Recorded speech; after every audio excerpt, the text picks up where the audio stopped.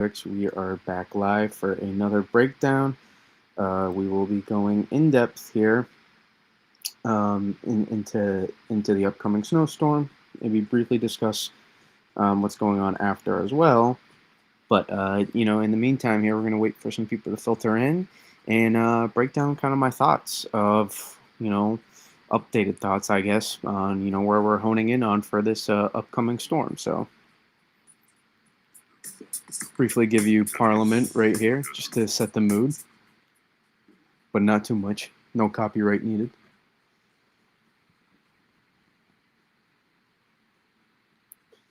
And let me open up the chats here.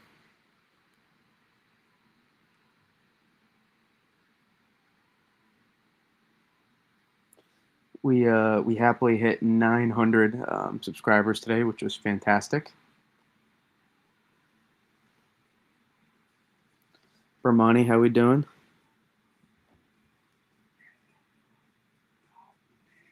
Give you one little more taste, just so I don't get copyrighted.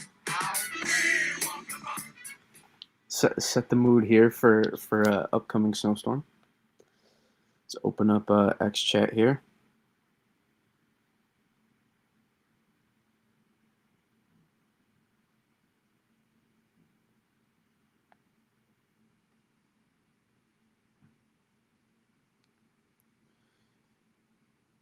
Alrighty, we got X chat, we got YouTube. Yeah, we did. We were live with Gerald earlier.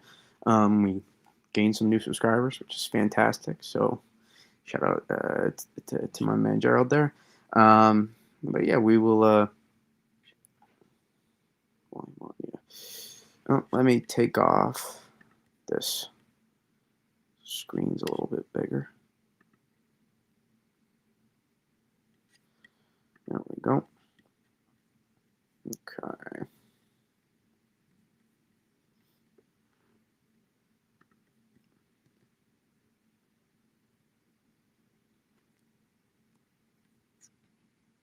Right here.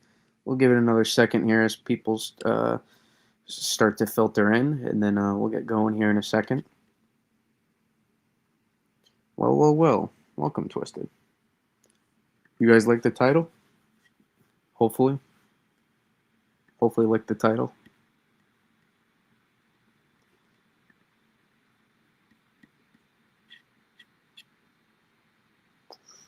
Let me go. Do I get my highlights? I'm going down.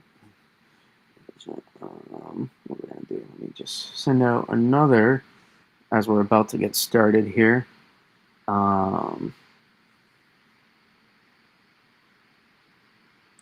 Oh, let me get YouTube link as well.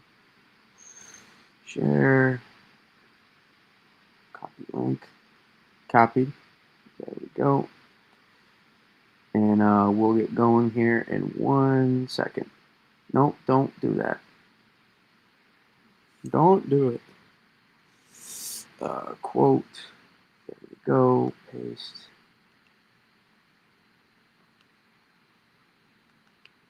And let's get into it. Great title and nice stream, really. Thank you, Bermani. All right, let's start diving into it. Let's get our pen here. Hey, is the map being made on live tonight? No, maybe tomorrow night though. I'm making my map tomorrow night. So maybe we can make it on stream tomorrow night. We can do it in front of you guys. Why not? Potentially. But let's be real here. I still really love this map. I'm not gonna lie. I am not gonna lie. We made this 2.5 days ago, roughly. We made this. I really, this was posted then. I really was working this really around for a few hours there. I was actually playing around with Photoshop and stuff. Boom. So let's break it down here. Listen, I still really like this idea, to be honest. I really do. I'm not gonna lie. This is, I'm happy so far with how this is. With how this is progressing, at least to the moment. I fear you may be cooked in turn. I don't know about that. I don't know about that. I'm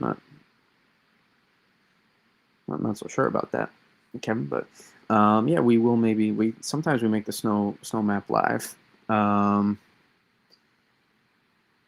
Might as well wait for it to start tomorrow night. Come on, my guy. What do you mean? I always do it the night. I literally made the snow. Like, I don't know why. Like, I just don't get it. It is. I make a snow map for a large area. It's very hard, and also my area lives here. Like, if you have a problem with that, that's on you. I'm sorry. I've made this threat map. I've discussed clearly in depth my thoughts for days. Like, if you have a problem with the exact timing of when I put out my map, that's so be it. Because I'm gonna make just one snowfall map. I'm not gonna make 3 or 4 and just keep changing it. I don't see the point in that. If you have a problem with that, I'm sorry. That's really out of my control. So yeah, That's what I've always done. Because I typically make threat maps in the days before, or I'll make, and I clearly highlight my thoughts as well. It's a little bit different for me. Just switch from GM Weather to listen from Long Island, Ty. Well, thank you, Kevin. I appreciate it.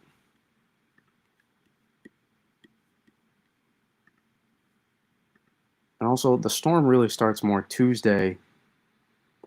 It's really Tuesday into Wednesday, so it's really the most of the storm. So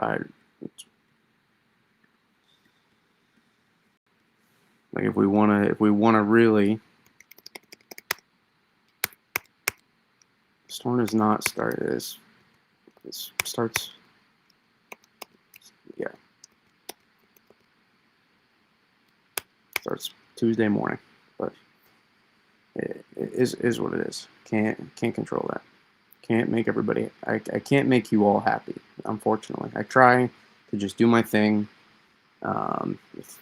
It's really, it's whatever. Let's see. We had 2 Kevins in the chat tonight. Yeah, I know. Congrats. All right. Let's break it down. What I've been looking at. Let's go to COD here.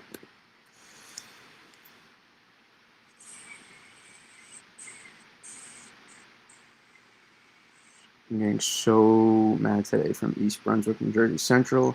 Felt like a half foot yesterday, and now a wintry mess. Well, models change. You gotta keep that in mind. They do change, so you have to keep an open mind with that stuff. And also that models aren't the forecast as well. Models are just a tool. I said it earlier tonight. I'll say it again. I've said it for days now. It's not about which model's right. It's about which model can be the least wrong. So.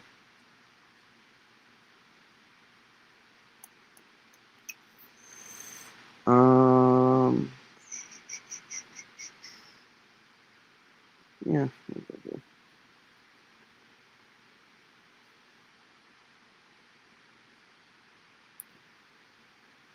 Here's the big picture of things here from the East Pac here, over the Eastern Pacific and over North America. You can kind of get a picture here, kind of what's going on.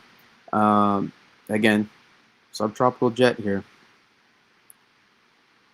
especially right off the East Pacific. Remember we were looking at those sea surface temperatures last night. Let me check again that specific area.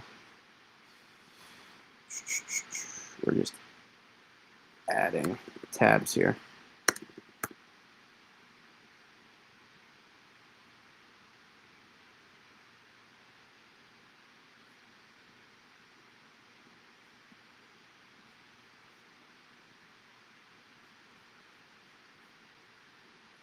Notice that pretty close to where that warm blob of sea surface temperatures you see are. At those 30 degree sea surface temperatures, 28 to 30 degree sea surface temperature there near along the coast of Mexico. And you can notice where some of our most prevalent moisture is, and that's kind of what we're tapping into here. Here's the subtropical jet here with this system, and this is really the key in my opinion.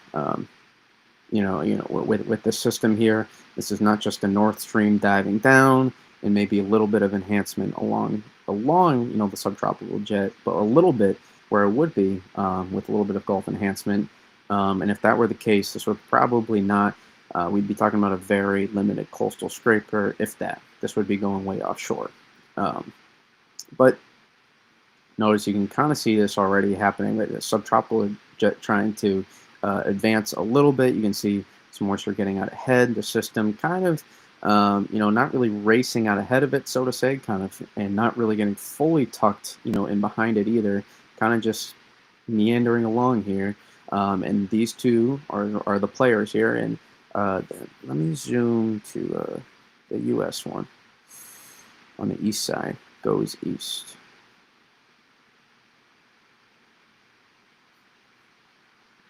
So we'll zoom in maybe a little bit more. Yeah. And so this is the key here. This is that boundary we talked about setting up along the subtropical jet, along the Gulf here. This is where your surface low is going to form here, or has formed, so to say, very weakly. And we'll continue to progress here along. We'll pull, and then boom. We'll be guided along the coast, and it will pop off just off the coast. Right, this is your northern wave here. Again, still very positively tilted here. The orientation of the trough itself that it's engulfed in. Here's another disturbance way back here. That's kind of getting left behind. That's not our current system, even though you draw the positively tilted nature of this whole trough here. And so this plays a part.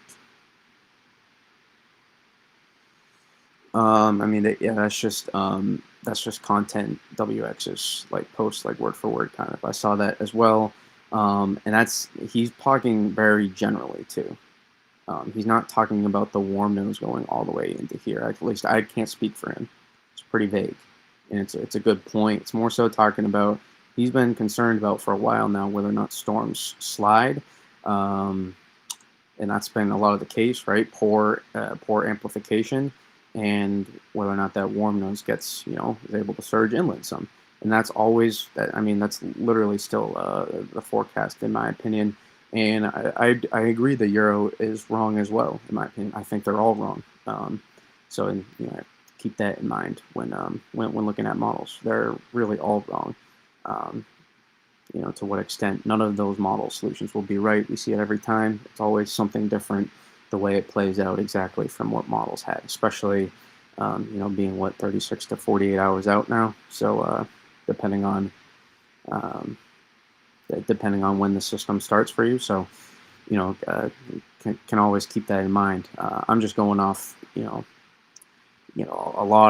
listen, when I go off stream, I deep dive. I go to past research. I try to go to find the best research I can in regards to specific setups like this, see what, and then combine all that and try to see what's most likely supported based off that.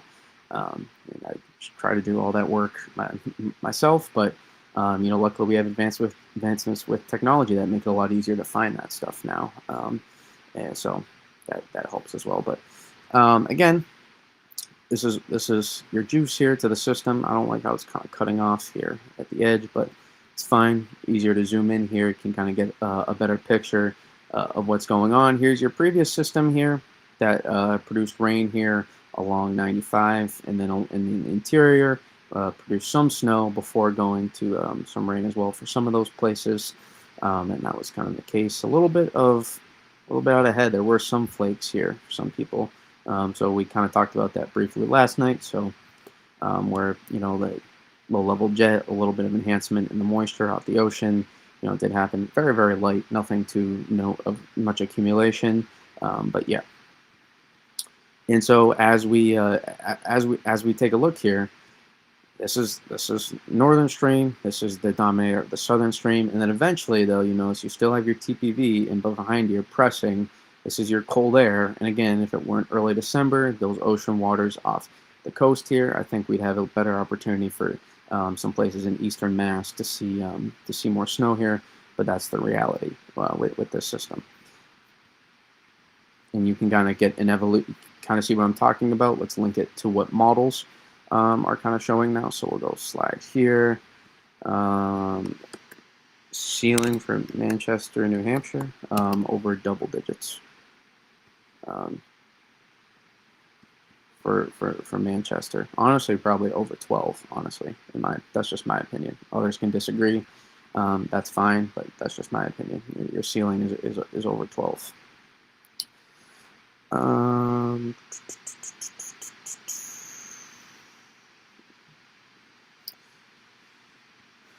Here, yeah, southern New Hampshire is in a really good spot for this one. You know, go. The ocean is abnormally cold this time of year. Yes, to the south, but that doesn't change the fact that it's still December 2nd, and that's a big difference between early January. So that does play a part, absolutely. That does help a little bit as well, that gradient, and that's typically where you see the storms form. Before I dive into the evolution here of the upper levels, man, I just canceled all that for no reason. So if I slide here, and this is something we talk about, storms tend to like to ride the gradient here along the Gulf Stream. And take a notice. I'm gonna slide it back.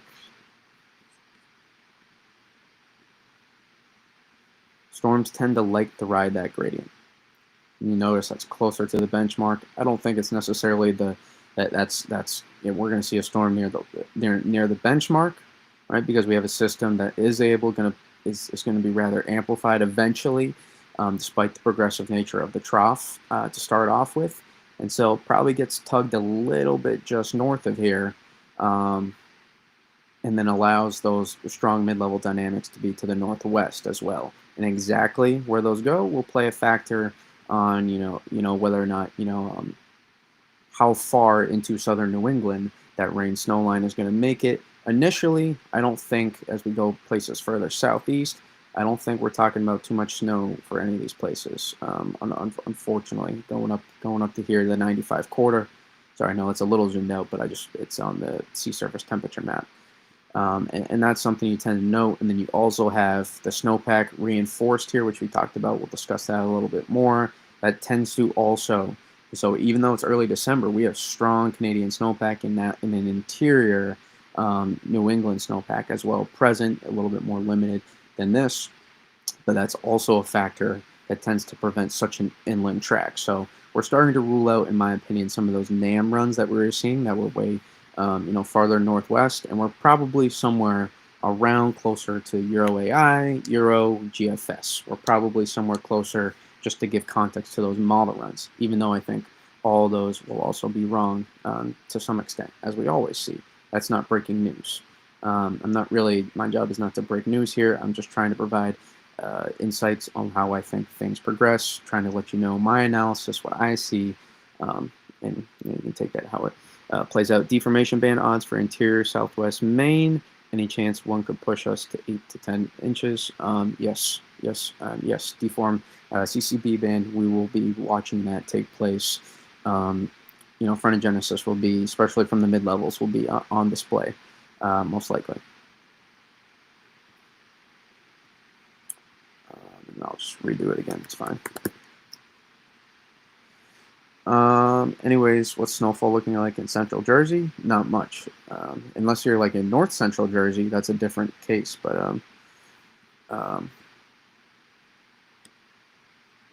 it's north central Jersey is in a little bit better spot here.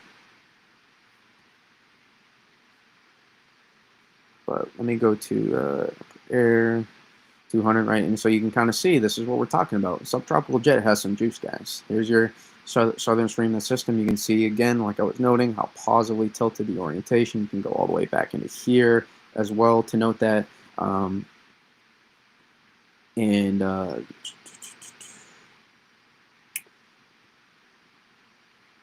And so initially, right, because look, we have TPV pressing, we have very active jet out of front of this system as well too, from our system that was just currently moving out.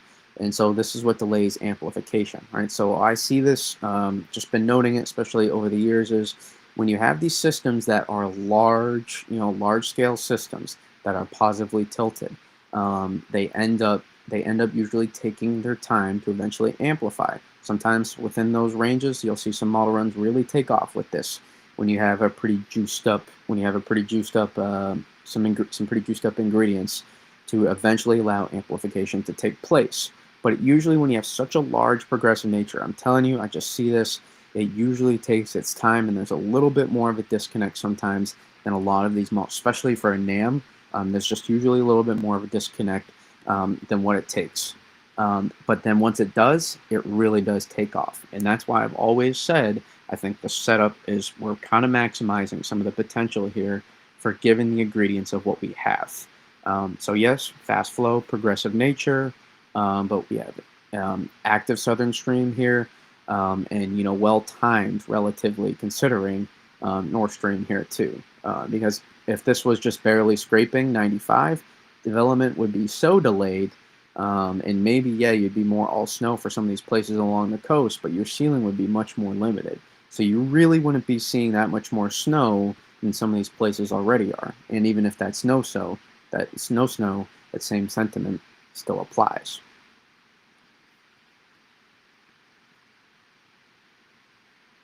So it still takes a little bit of time here, right? Because there's not a ton of stream separation quite yet due to this piece out here in your TPV. These are just generals of this of the topic of the setup, like we discussed.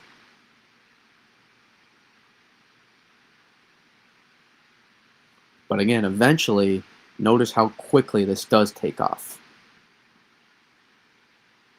Boom! There's your what do you call it? Rapid intensification, whatever you want to call it. Your cyclogenesis, bombogenesis, whatever. This thing's going to deepen a lot in a short amount of time. And again, the jet doesn't. It's almost a partial couple, really. It's really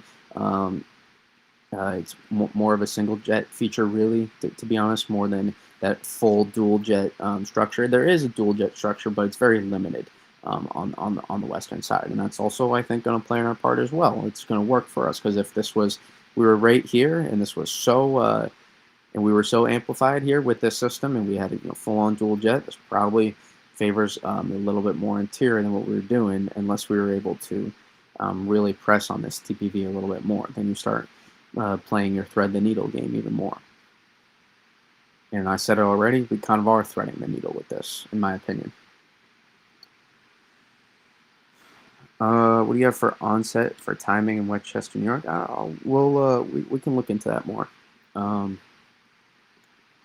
throughout here. I haven't looked too much at the specific timing. I just know the general timing of this being, really Tuesday, Wednesday, for this being time. So.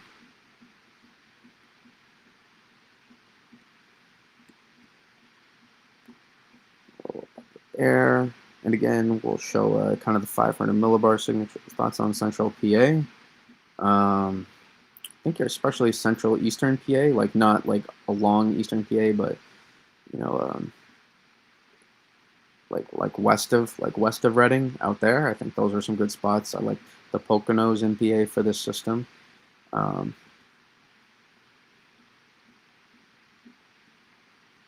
probably get some sort of interior band as always, like we talk about with this. But I want to go to 500 millibar for it.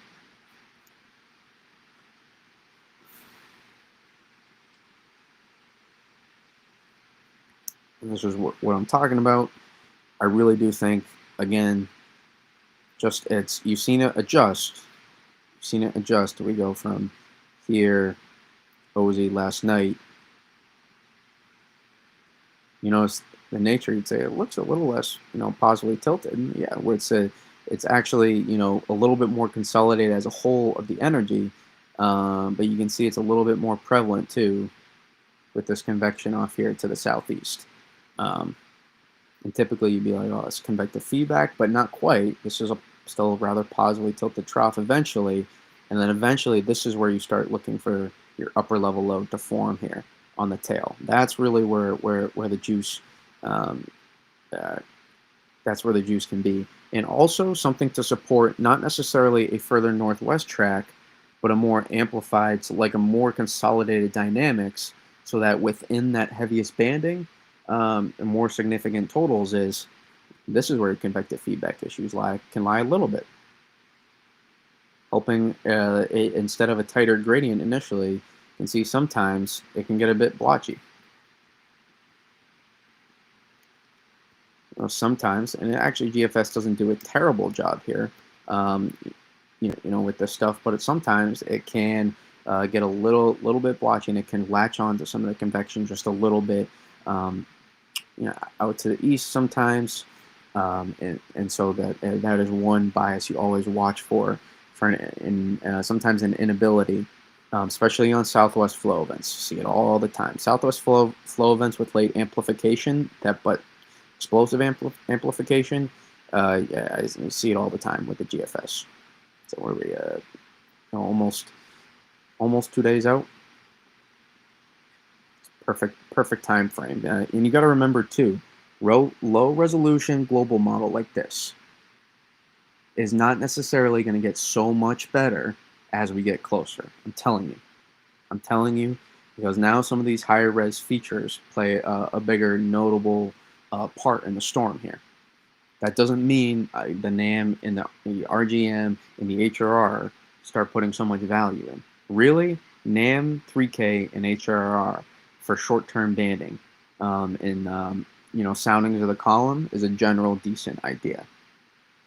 But then, other than that, should not be used, for general's idea of the setups, or even specific ideas of the setup. To be honest, sometimes there are certain things it can pick up on, and that's why models are a tool. But they should not be exclusively used, and that's why, really the only global model with a lower resolution that, as you get closer, can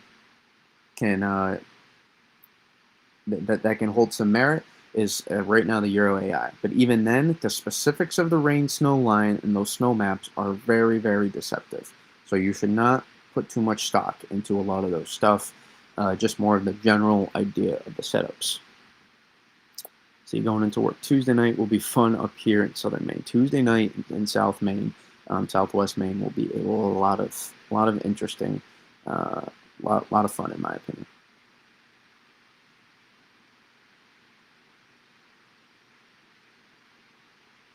Yeah, but look at those. Look at these mid-level dynamics come together here. It's juicy, and that's why I said. I mean, guys, 700 millibar vort there. That's juicy. Really, really good. Supports some pretty significant snowfall rates just to the northwest of that.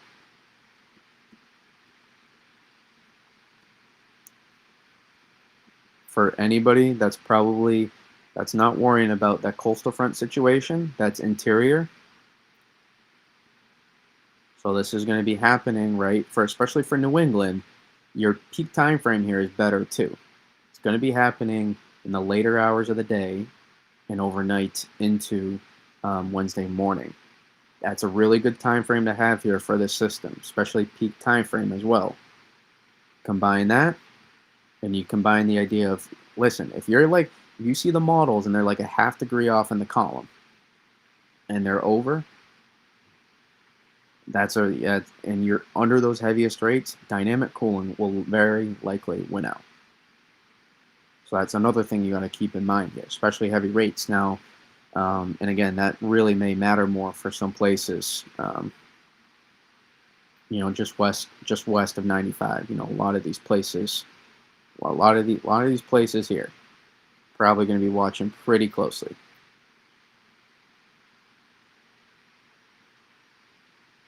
Very, very closely for dynamic cooling. This area right. Actually, I would go this a little bit further southwest. Not quite. In Connecticut. So I'm pretty confident about pretty much almost all of northwest Connecticut to be able to stay snow here, at least at this point. That could change a little bit.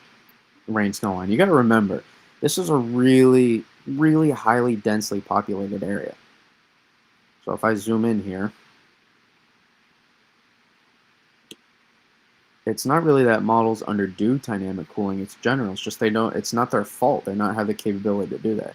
Remember, I was talking about the coastal front here. Take a look at those 2 meter temperatures before I slide in to show you that. This is what I'm talking about. There's your surface wind off the ocean, and you see that you're 41 degrees right here, and you're 36 degrees right here, and you're 30 degrees here. There's your difference.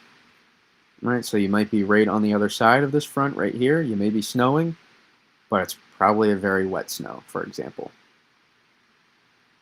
And then here is rain. And that's really my concern for some of those areas right along the coast, and always has been. We've been talking about it for a few days now. But it will help to tighten the gradient here, as you can see. And there's that area right here. You can see the GFS highlighted. So a lot of areas northwest of here, just along the line here,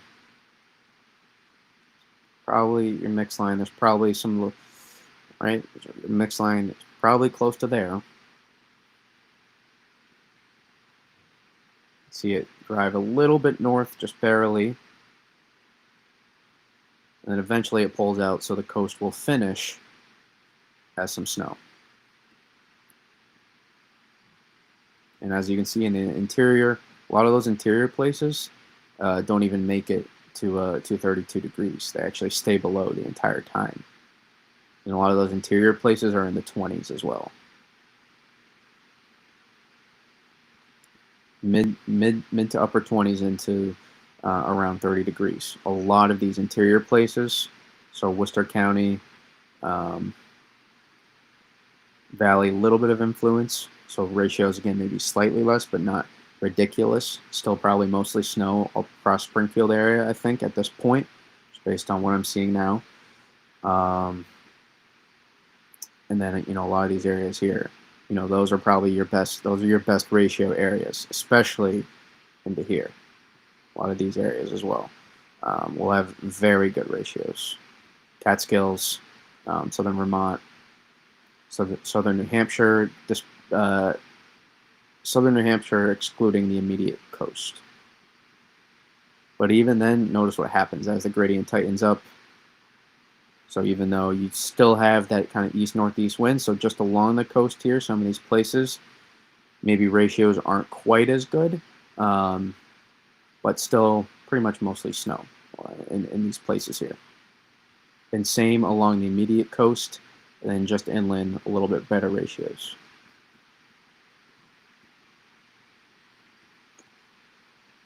And again, this is the GFS low resolution, so this is probably not even the best. Probably better to use Euro. So it's higher resolution. Is Columbus, Ohio looking good for snow, and do you think school delays, closures are possible Tuesday? I don't know what your school system is like or your headmaster, so I can't tell you. But I can tell you Ohio is going to get accumulating snow. Probably a general 1 to 3, 3 to 6 inches across a lot of the Great Lakes region with this system.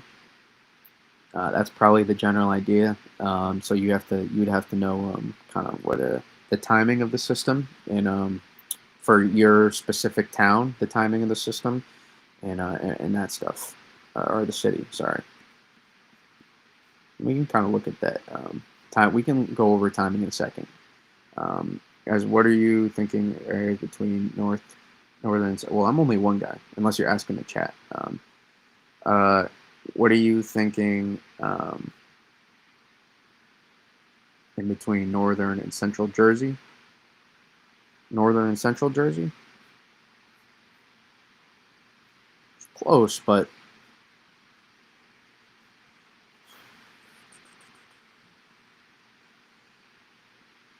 I just need to refresh myself with those areas. It's hard. I want to initially that warm air advection surge for these places here more in the mid-Atlantic. Not as much west here. But initially, especially once we see, the jet, when we see that ascent, we see that lift really start to take off here with the system. We see the upper level jet, we see that consolidation of the dynamics and start to move north here. We'll see that consolidation. That's that warm air advection push there. And we'll see that consolidation of the dynamics just offshore likely to take place, very likely just offshore, if not just barely inland. Um, that is where we will that is where we'll need to keep a close eye, because this could be a really close call for some of these places in these areas. Really close call. Northwest of New York City, out there into North Jersey. And again, elevation will not hurt for some of these places. General idea though, probably more 3 to 6 like across. If you do happen to stay all snow, 3 to 6 with probably a 6 to 10 ceiling across North Jersey. A lot of that applies out here too. In fact, I would probably more explicitly forecast out here in northeastern PA in the clip of northwest Jersey here towards High Point. Probably more explicitly forecast 4 to 8ish, and you have that 6 to 12 ceiling across some of these places. So again, like I said, I don't make a snow map until tomorrow night, because I want to take in as much information as possible before I put out my usually only one map. And then we have the snow threat map days in advance, like we showed. We can show it again in a second. But so yeah, so even some people don't like it. I've had people say it before. What's the point of making it so close? But that's just how I do things. I'm not perfect. I don't really like making multiple snow maps. And I'm one that if I put a map out 2 days in advance, a specific snow map, I'm probably going to want to adjust it.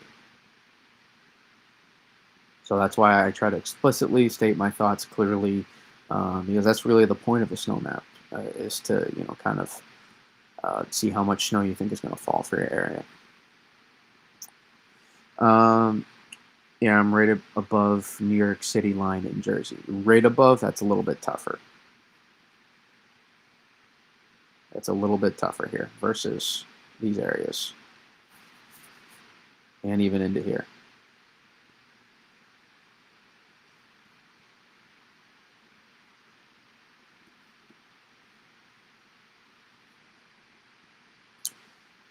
Well, again, we'll show we want to go 700.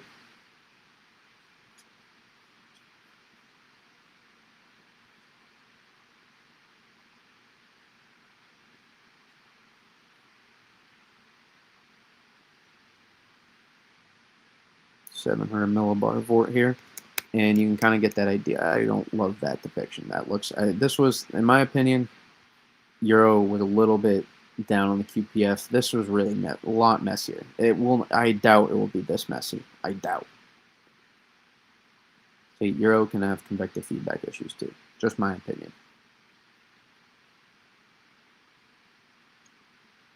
So I kind of like.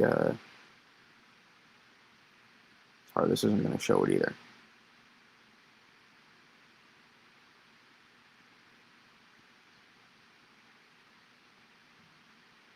Get 850. 850 is good enough. You can see those consolidation of the dynamics, even though we'll smooth it out a little bit. And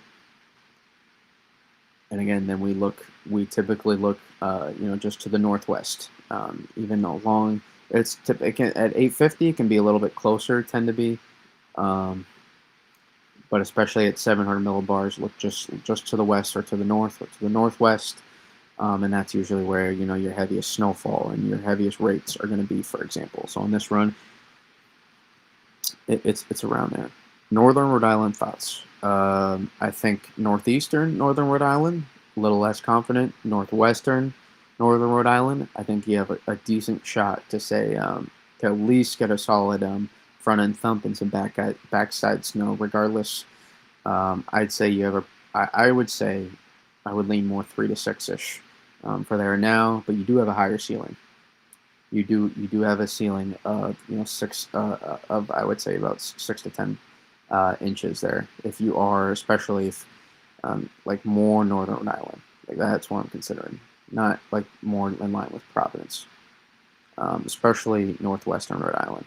Some of those hilly elevations there in those spots too will help for ratios a little bit as well, but not define your rain snow line.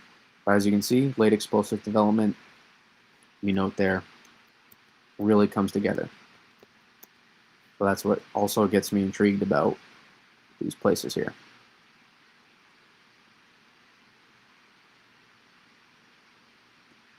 Some real deformation banding possibilities here. Real deformation band possibility. Get that good old CCB band. CCB band. There we go. Tongue tie. Thanks for the input. I've been seeing different opinions. Yeah, like right on the border of Mass and Rhode Island. Yes, I like that spot better. Now, northeastern corner, a little bit less. Further west you move, the higher margin for error you have. I will not lie. It's hard. It's such a highly densely populated area. In 10 miles, 15 miles, and I'm trying to isolate this stuff down, but 10, 15 miles, it's really more of a nowcast thing with this stuff. I feel like we have so many people that live in a short area, and that's the reality. It's not trying to, oh man, you have a tough forecast. Sorry, no, it's not that. It's just it's just face value. It's a very challenging thing to do. Um, kind of highlight this stuff down. Again, this is probably your more extreme solution where you have a rain snow line that looks like that, where maybe you stay mostly snow in some of these areas here, but maybe you stayed mostly snow in some of those areas, along that corridor there. But I think it's going to look a little bit more. It's not like the Euro, quite like, so to say, maybe like that, but for the wrong reasons. Probably closer. Some combination Euro AI, and GFS within that range is probably where I would go now. I think it could end up looking, in terms of most, let's go with mostly snow, not completely all snow. It could end up looking something like this. It could end up looking something like that. Rough guess. Your better ratios, though,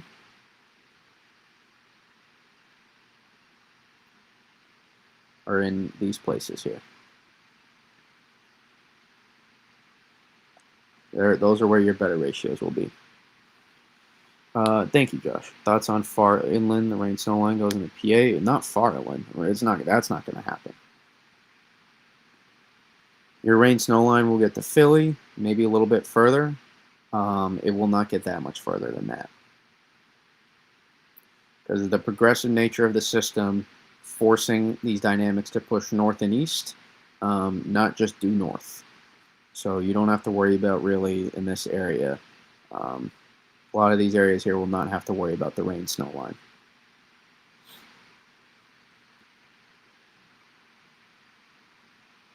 And even to the south of that as well, to an extent. Now, further down here, a little bit of a tougher call. This corridor here is a little bit of a tough call for me right now.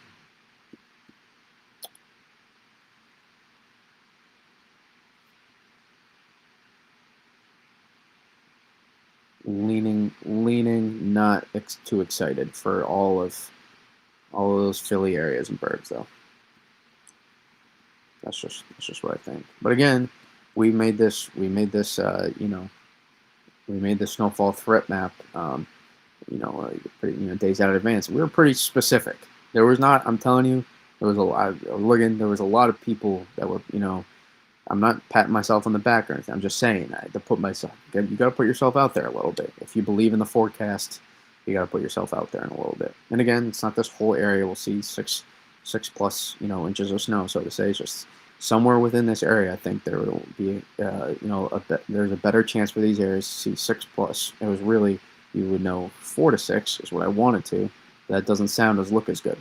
So we had to get even more black and white, which, as you know, I don't love. You guys know I love to be nuanced. But there was a lot of like 2 to 4s, 3 to 6s, general, and then obviously it seems model consensus has more agreed on that there'll be probably a ½ inch to an inch of QPF, and then that doesn't account for um, the where exactly that deformation band sets up. Could be a little bit less, could be slightly more, but somewhere around that area is where generally we've seen model guidance, kind of suggest. But I still like this. I still like this. The more I look at it, the closer I feel it is. And again, I say measurable / accumulating snow to some of these areas. Very literally take that. Don't assume that just because you're in this, you're going to see, like 3 to 6 inches of snow here. That's not what I'm saying. Probably this whole area here, you're just hoping for some backside snow. And I don't love any of these areas here too, by the way, along southeast Connecticut coast. When do we even take these short-range models serious? Never. It's the short answer. I would never take them serious. That's just my opinion. I think you take note of them, but you don't take them serious. The weight. Wait. Here's a. This might change your perspective. It's really valuable to constantly look at models. It is not valuable sometimes the weight many of you put on them, and you have to be caught. You have to be aware, have awareness of that. This is just my opinion, so take it for what it is. You have to be careful of the weight you guys put on models at times. It is very, very, very concerning what I see sometimes on X and how reactionary and how much stock people put into the models. I'll say it again. Models play from behind. Models do not play from out in front. They are a defense. They are not attacking. They play from behind. Every once in a while, maybe some models are closer and not playing as much. Some models. But 95% of the time, roughly, that's not as specific, just in my head, models are playing from behind. They are not the most accurate depictions. They're going to be wrong, and it's about how wrong will they be, and which ones will be more wrong than others. So we see it every time, guys. The exact scenario of what happens versus what the model depicted. And models are amazing. They're amazing how accurate they can be. Just people look at them wrong. Because they look at, oh, put 13 inches of snow in my backyard, I ended up with 6. This model sucks. No, your interpretation of it sucks. Let's be real. That's not how it goes. People have an unrealistic expectation that models are supposed to get this incredibly specific down to a T. And then you don't consider how highly densely populated our area is.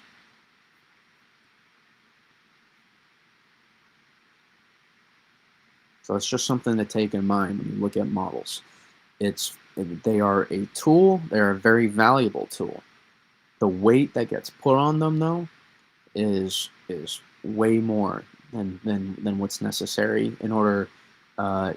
Some people can use them and properly forecast.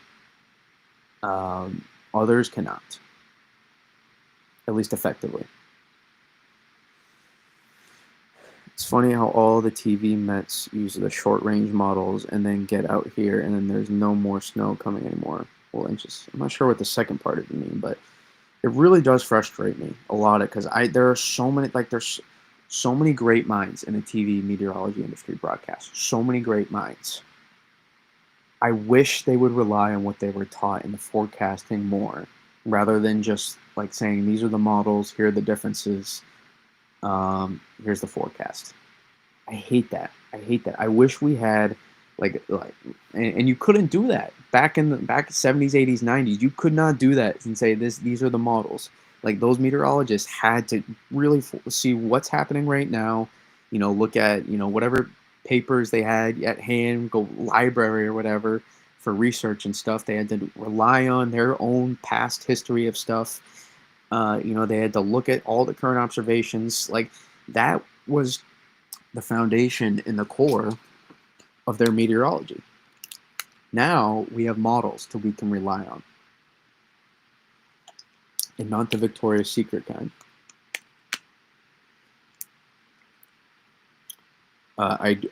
Yeah, no coastline. I'm sorry, Sarah, not the coastline, not the coastline. I still don't. Backside, northeastern Mass, So North Shore, Cape Ann, some of these areas along the coast. You couldn't see some backside snow. But I'll probably back off this just a little bit, but it'll be close, man, close. You can see it's a gradient in out. So it's not perfect. I hope. All right, there we go.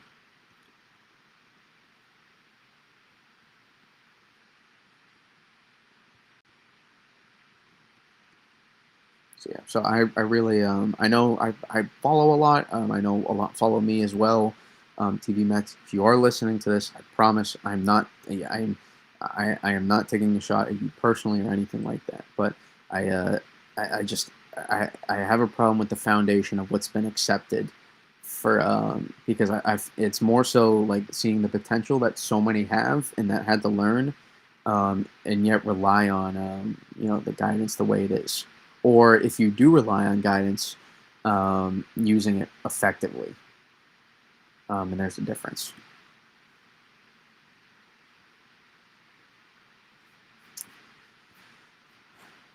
But we'll see some of the OZ guidance. We'll start rolling out. We will not be staying on for the Euro and Euro AI tonight, guys. I have to get up very, very early tomorrow, so that won't be happening. Tomorrow night we can probably stream during the Euro and Euro AI, and get those out. But here is the NAM. You can see adjusted a little bit again. Still really like that. Right? We talk about the back side of that right entrance region, right in here, and that suggests a period for pretty strong lift within that area. Pretty notable jet streak there. But compare it to that, notice the difference. See how much further amplified that is? That's going to pull so much more warm air further north initially, so that eventually when that deformation band takes place, sure, it's stronger, it goes off the charts a little bit more, it gets those fun snow maps, but it's just a little bit unrealistic because the NAM has a tendency, just wants to amplify stuff right away. And I told you guys what I tell you initially when we started talking about the NAM with this storm. Don't use it. It's gonna take off. I'm telling you, it was gonna take off every single run until we got really, really close, and that was the case. It's not me being some sort of crazy genius. It's just that's just what the NAM does. Just telling it like it is. You can see the difference. Your rain snow line tonight, and there was this morning. You see that? Creates a tighter thermal gradient further north, but a little bit unrealistic what it was. And now you see the NAM probably aligns with, it's a good line for what, this is what I'm talking about. Effectively use models. Have them printed out as general scenarios, not specific, but general specific scenarios. And you can see the difference for the P-type map. For those that can better read that, you very clearly see that. Lately develops then. Notice, still takes off. Take a look at that 700 volt. Juicy. Juicy, juicy. 700 volt right there. And you can see the, let's go with the QPF first. We can go total. Yeah. See that it, the jackpot dumping, 0.8, to 1.3 inches QPF. It's dumping 4 inches of QPF on the Cape, and consolidating that, and then a tight gradient along the coast. I mean, Got to be dumping close to 2 feet along Maine, almost. Let's see. No, not quite. Doesn't line up. It really thinks that's going to mix on the coastline there. So, but you can see that difference.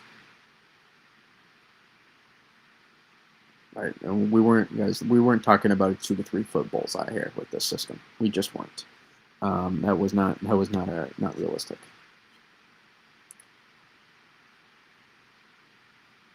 So the NAM's a good scenario to show what if this thing is pretty far interior, and then but we still talk about that. That will affect more of these places here than these places here, and that's why your highest margin for error with this system.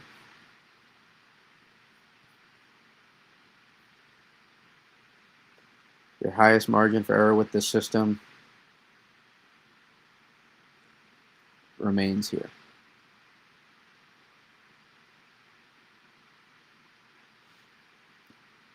This is the highest margin for error to see at least 3 to 6, 4 to 8 inches, in my opinion.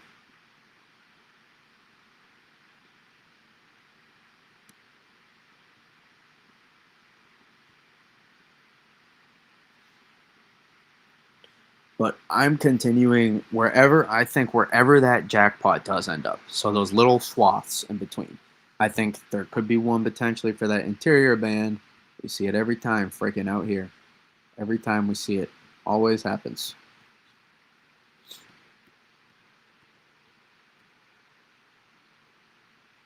Just that random band that just sits out there.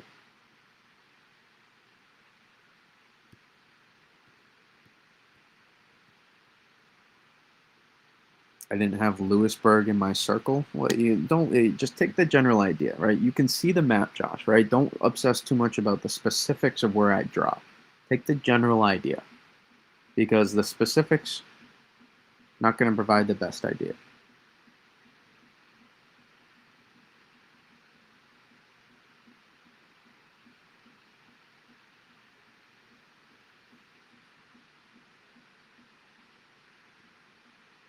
This is it right here. This is just the general idea to take it.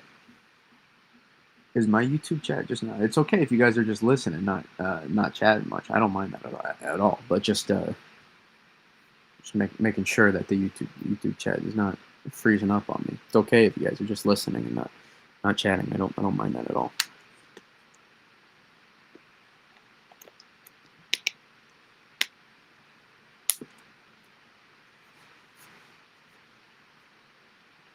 But I mean, not bad, right? Not bad. 4.5 days out. I'm trying to, I'm very, very happy because it's hard, guys, to forecast. I'm not happy because, oh man, I'm so great. Look at me, Brady Supreme. No, it's not from that perspective. It's really, it feels good as you get closer that what you forecast does not poof go away, and what you forecast, comes closer to what the general idea is. Appreciate it, big boy. Battlefield 6.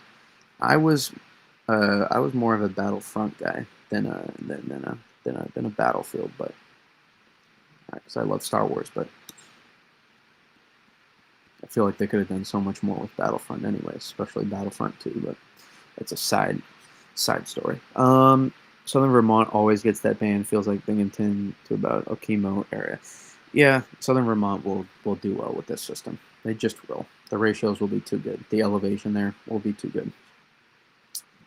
I struggle to see a lot of those Southern Vermont places getting less than 5 or 6 inches out of this system, unless this was really so far southeast, and I don't see that right now. I don't. This does not scream jackpot here at all. This system just doesn't.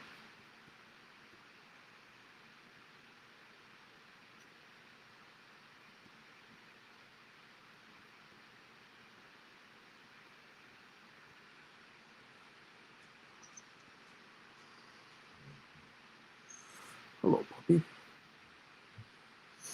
Okay. So yeah, I really like this. Battlefront, amazing Star Wars game. I still play it from time to time.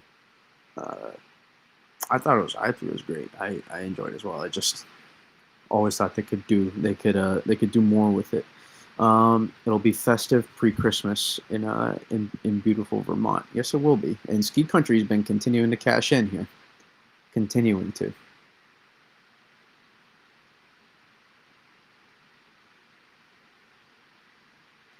Live stream a snowstorm and Pat's game tomorrow night. Sign me up. Yeah. Well, big conundrum for me. Do I go after the Pats game? Because I'm gonna really, I love watching the Patriots. I love watching. I will, especially when the sports teams are good. I love watching them. I mean, I'll still watch. Like I still watch the Celtics now, even though they're no Tatum, but which is also my dog's name. So that lets you know how much I love Boston sports right there.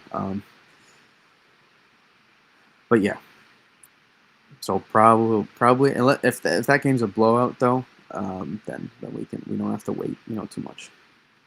Oh, but here's another thing I wanted to talk about. You notice too that I want to see how much you see it vaguely. That double jet streak feature that we talked about a little bit. You see it partially shown on some of these model runs. I wonder though, the more prevalent that is, regardless, this is regardless of where the snow line sets up, guys. Regardless of where it sets up, the more prevalent that is, the more amplification we allow and the better consolidation of dynamics. So if we were still able to get something close to that and it was a little bit further southeast, versus some of those NAM runs last night, you can see the difference. That'll be something I keep an eye on.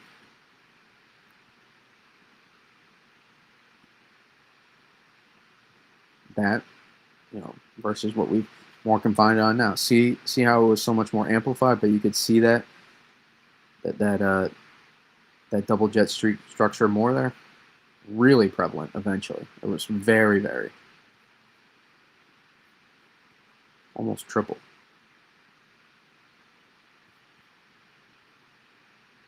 And that goes up to me with the main core of the jet streak.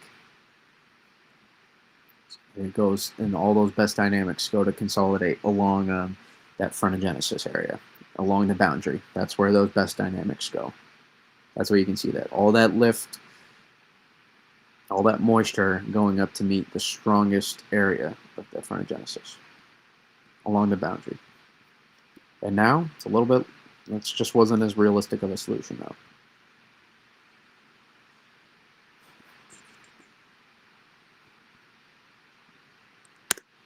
Jay has 113 inches of snow so far. This year, the J Cloud and Stowe have been cashing in on the upslope machine. They have indeed. We talked about it way back there in October that I thought Ski Country, this was your time. This was your time, and glad to see it has been. Not as much for Southern Ski Country in November. Now starting to get it a little bit more, but Ski Country, in central New England, will start to get turned on here. So don't you worry.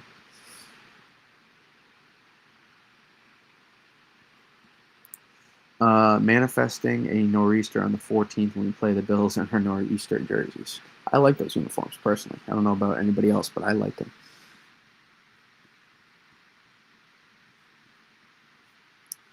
So to upper level water vapor.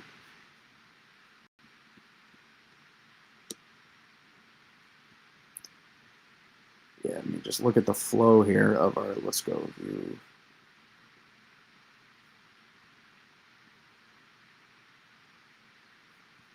It's a little bit tilted on the axis here.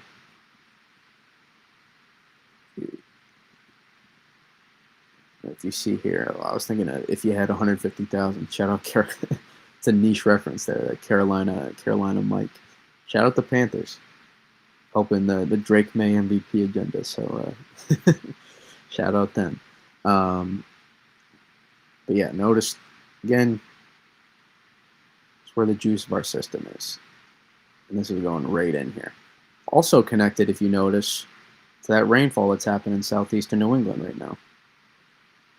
See how you can connect the dots in the atmosphere? Subtropical jet turned on.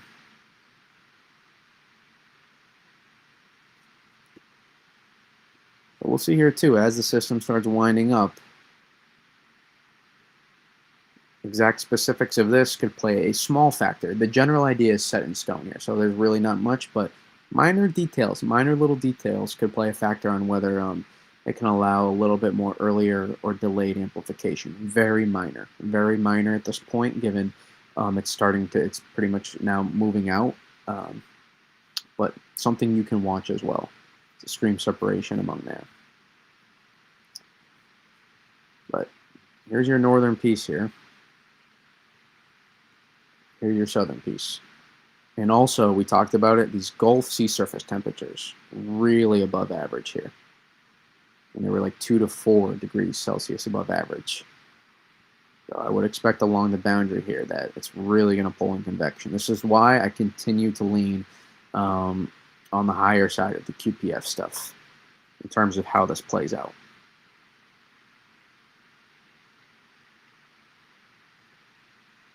All right, we talk about it. It's delayed, takes its time, but when it does happen, right? I showed that Clark GIF, whatever you want to call it. Once you connect the cords,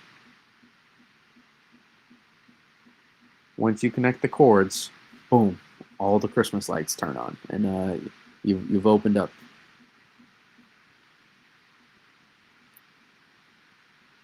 You'll see it. We'll see it. That fire hose will be right along the Gulf Stream here. Right along the Gulf Stream, you'll see that direct fire hose to this system. And I think it could look pretty good on satellite too. You could get some good satellite shots out of this one. So yeah, let's see, as the GFS are starting to come out here, we'll take a look. Talk about, again, those rain snow chances. Again, I would say I still like this general idea, but this is probably where I'm leaning for the mostly snow line. Doesn't mean along this line here, it could go either way a little bit. This has wiggle room, but this is where I'm leaning now. We could not get the specific yesterday and the day before. I think now we can. Could be a little further north. I'll play it conservative.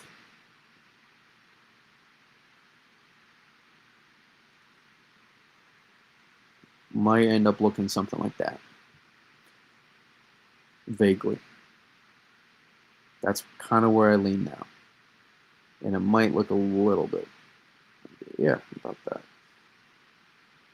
That's where I'll lean for now.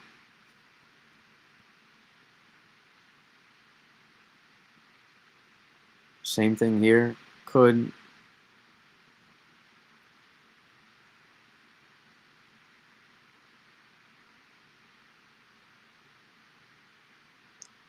So it might, if we're trying to connect, I'm trying to do the best I can.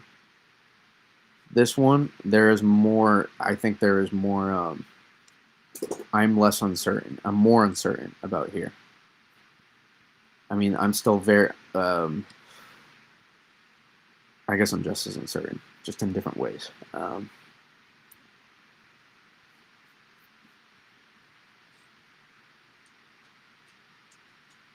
But that's a rough idea. And I would maybe say this is even.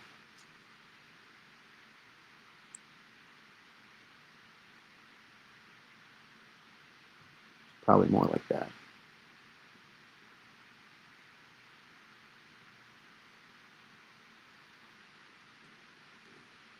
Probably. Next weekend? Yeah, we can discuss next weekend a little bit as the. Well, we might get invested here in the GFS run-to-run analysis, so.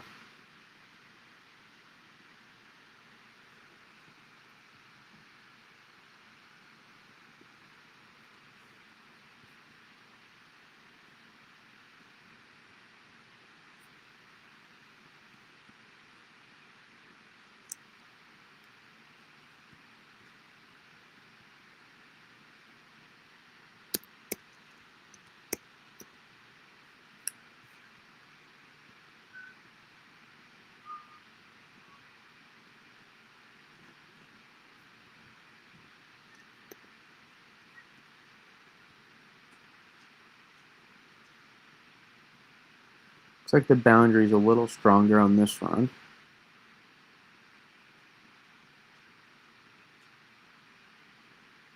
So your 850 lines. And this will lead me to my next point. We can discuss we'll discuss a few quick thoughts on that system. So 850, a little bit more prevalent, a little bit more.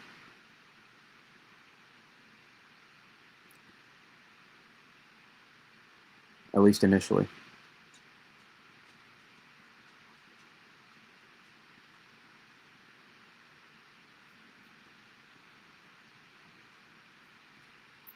All right, here it becomes a little bit clearer. But it then does push.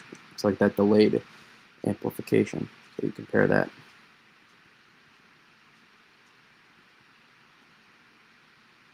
So it pushes a little bit further north initially. Yep.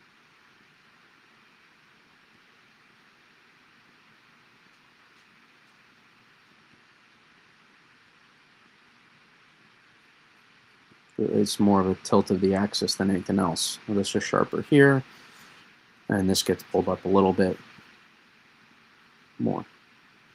I want to see what it does with I would like to see. I hate that the temp line goes out so much more than and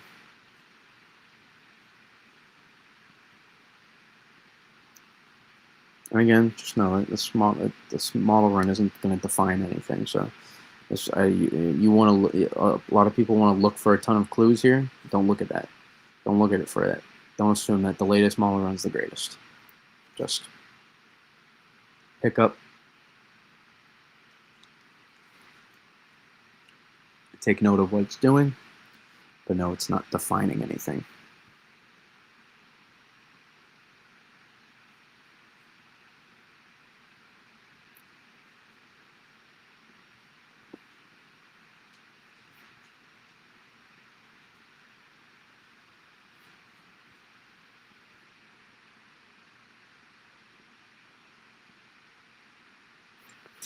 Really not all that different, though.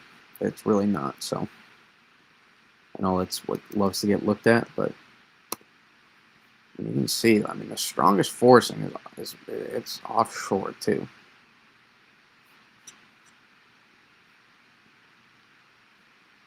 That's the front of that's the juicier stuff. So a little bit here, so you probably get that chance for um, that interior band we talked about. So, but that's the main juice.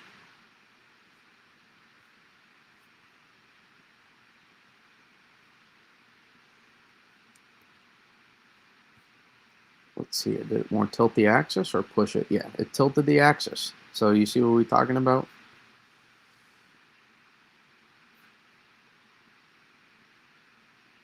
I was gonna say.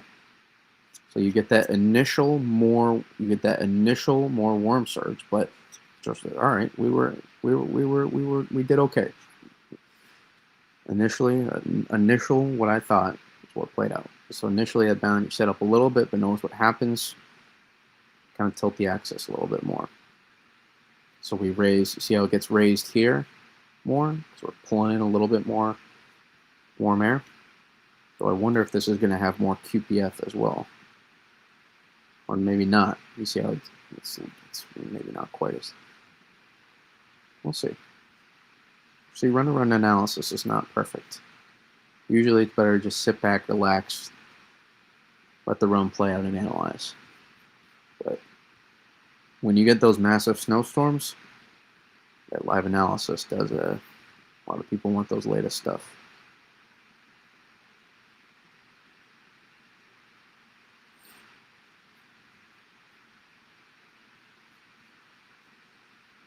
I mean, I am showing the GFS run, Jaden,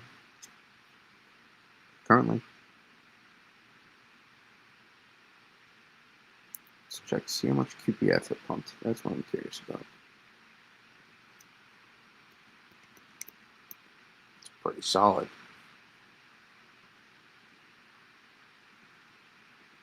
That's really solid right there. That's a good amount, guys. It's showing that area of like zero point 0.8 to like 1.4 inches here.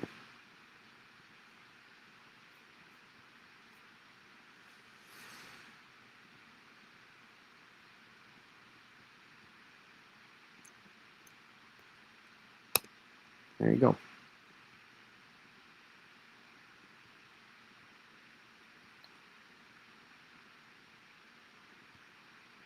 And then you can take whatever you want out of the snow map. These don't really matter that much to me, but they matter more to you guys. So I like to show them as well. Yeah, I mean I like them. They're fun, but they don't they're, they're not the end all be all really. But you can see it with the 850. I don't know what does the P type map do?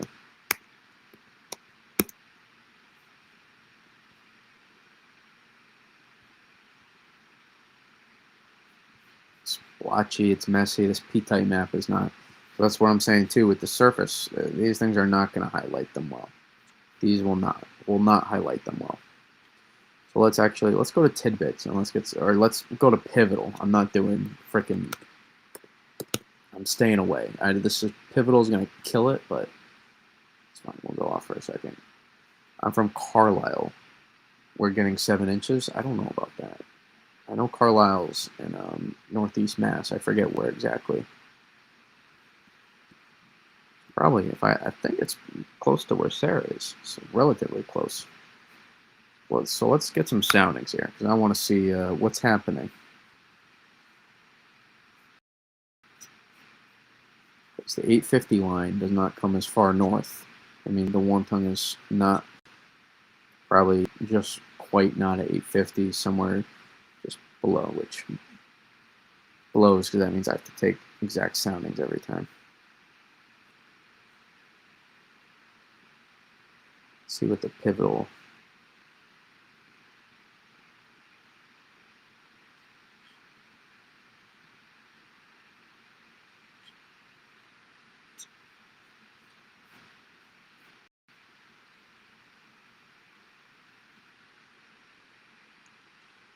Is right along the rain snow line here.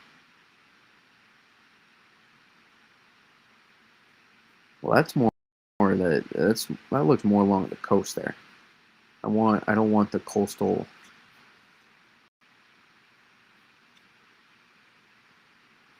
This I took a northeast mass sounding. I should have figured. And now I can't click anything.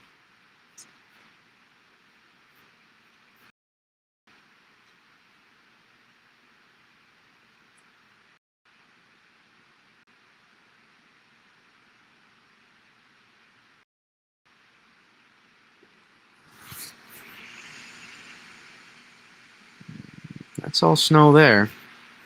I mean we were looking here.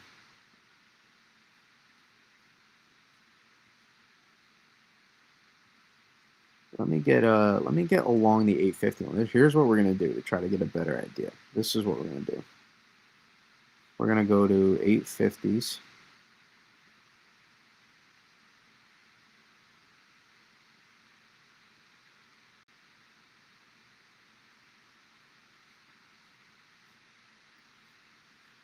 We want temperature, and this is how we're gonna do it.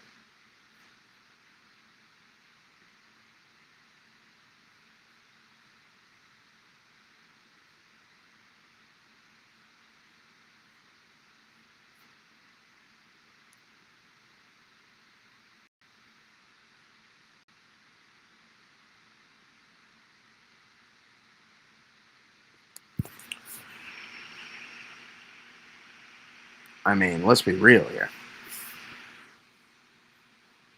Look at the warm tongue. That's just below. So your ratios will probably be, they may be poo-poo. They might be poo-poo. But poor ratio wet snow is better unless you hate power outages, which, hey, I guess we haven't really talked about that. That could be a concern in Eastern Mass. If you're dumping snow, This is sorry, this is going to be all snow here. That's not prevalent enough warm tongue for me to look at that and go, this is all rain here. It's just not. We took that almost probably near where we take that? Probably near Milford, maybe just southeast, right? Where do we take that? Let's go right here, near Framingham. That warm tongue is not gonna. That's not gonna do it. Heavy rates, snow's winning out here. Heavy snow is winning. That warm tongue is not enough. Sorry. Will your ratios be that great? Maybe not. It will help that you're at least doing it during the nighttime, or at least late evening, or afternoon. Let's flip it to one more.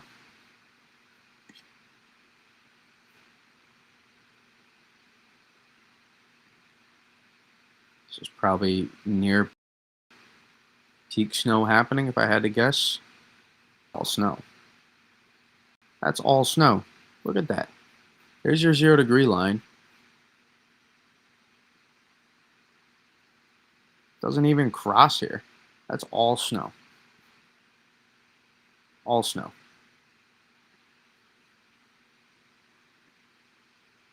That's not rain. I'm sorry. This is where your global model, your model stuff is dynamic cooling. You're under heavy rates. You're not are way more than weather belt. It doesn't show the sleet like weather belt does. And I can't believe it shows sleet too on some of these. Let's what's it? Surface precipitation. 3-hour QPF. So this is more towards the end.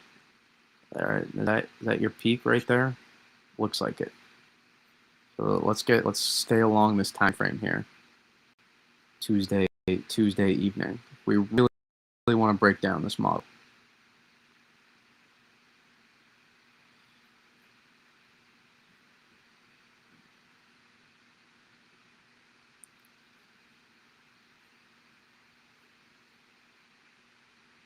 Because GFS now looks like it's the warm tongue is more lower levels, which is interesting. When initially it looked like the warm tongue was going to be more 850. So I wonder if the GFS is poorly depicting that as well.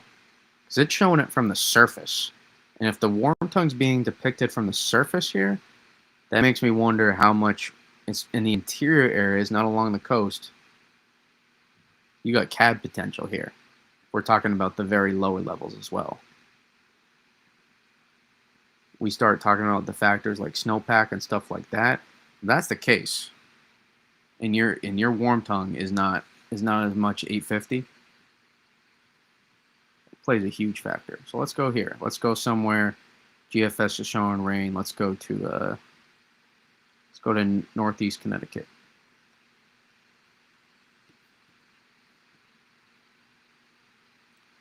Even that. So that is probably a little bit closer. That actually even might be sleet, honestly. It's pretty close. But again, your warm tongue is a degree. It's 1 degree. And you could be very close. Even on that, you could be very close to being at least like a snow sleet or almost mostly snow sleet mix there. Let's go a little bit further. Let's go not quite Hartford, but let's go towards the valley here almost. See, that warm tongue's a little bit longer there in the valley, but it still is not extremely prevalent. We're talking, guys, we're talking right here. This is a degree. This is not some 2 to 3 degree warm tongue here. This is a degree. This is very specific, and this is a global low-resolution model trying to resolve stuff like this. That's the very details like that matter. Let's see. We can look here along northeastern Mass. We're going right along that line there, and that's rain. Because take a look. Surface, you go down to 37, 38. That's your coastal front. Very surface level. So that's rain. But that's different. You notice from the other ones where we were 32, 33.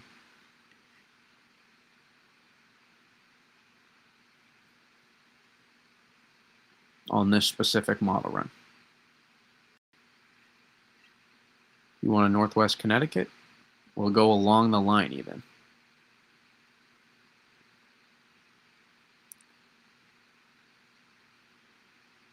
So a longer period of time. So maybe not great ratios, but if you're snowing heavy, that's probably at least a snow sleet mix, if not mostly snow. If I had to take a guess. So let's say if you're someone that is going to see snow but mix and then maybe finish a snow, let's say you're one of those people and that's your margins, you probably just might stay mostly snow if that's the case, and maybe your ratios for a certain period of time may not be as great. Instead of 1 to 2 inch per hour rates, it might be more like a half inch to 3/4 of an inch. So you're not in that max jackpot area, but you're also still seeing a solid snowstorm. So maybe you're only going to see, 4 to 7 inches of snow. Even then, I don't think anybody's complaining about that for December 2nd. Versus, some other areas seeing double digits.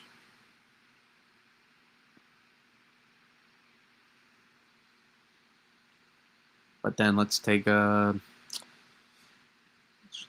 show a more southeastern solution, which would be a Euro.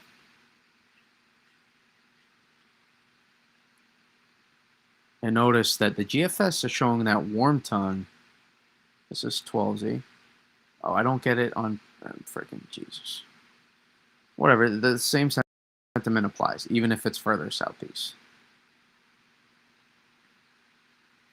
And if it's every 6 hours too. Notice it's a little bit different with the timing too, as well, the evolution. So it's showing the warm tongue here at 925. Let's go just on the other side here. Oh, I cannot take soundings of the Euro on Pivotal. Jesus. I hate how Pivotal gatekeeps like that.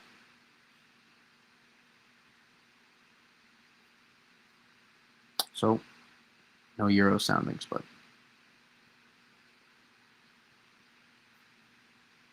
shows the general idea that warm tongue at versus there's 925. Ugh, I changed it again. There's your 850. So Euro agrees too. Looks like the warm tongue is actually more 925 than 850. And if that's the case, I like those interior. I like, for all the reasons we've suggested, for the interior areas to stay mostly snow. Especially the amount too. Look, we've seen the warm tongue here. I would love to take a Euro sounding here.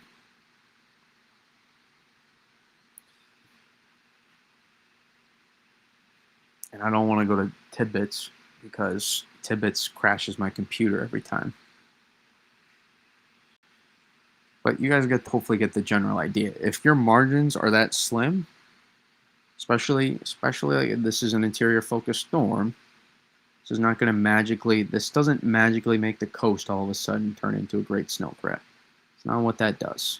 It doesn't do that. It remains northwest of 95. Not far northwest of 95, but northwest of 95. And if those are your margins, guys, less than a degree, some of those, along with, when we're talking dynamic cooling will win out. Now, depending on how close or how long you are, it could be very crappy ratios. Very crappy. So keep that in mind. But if you have enough lift, so we'll take I'll take a look at some of those soundings, especially tomorrow. Hopefully we get even the NAM to get a little bit closer on the exact setup. so we can take some soundings to get an idea, of that. But I would support the idea that we're gonna those interior places. I wouldn't worry about so much, flipping the rain or sleet for a long time, or sleet and rain taken away from your totals so much.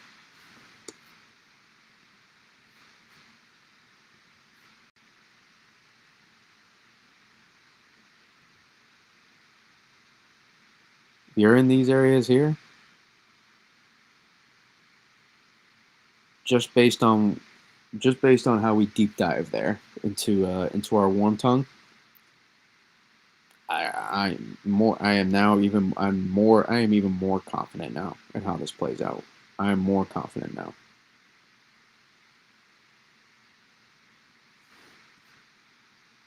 Close call within. I don't love how close I drew that line. It's really even thinner than that. And it's a closer call for these places. Not even that, maybe it's too far. Sorry, I just made someone watching unhappy. See, let's go check a little bit further south along that.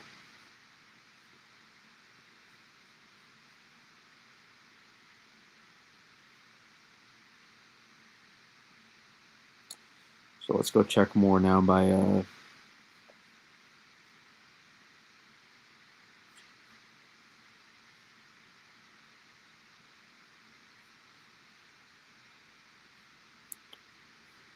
go check here, for example, northern New Jersey. And there, though, you notice a little bit tougher, right? Because you see how much more prevalent your warm nose is, much longer, and this is even going to almost nearly a couple degrees as well. This is a little bit more difficult to get dynamic cooling to work. Possible. We're taking this verbatim run, but a little bit longer period of time for that warm tongue. Let's go here.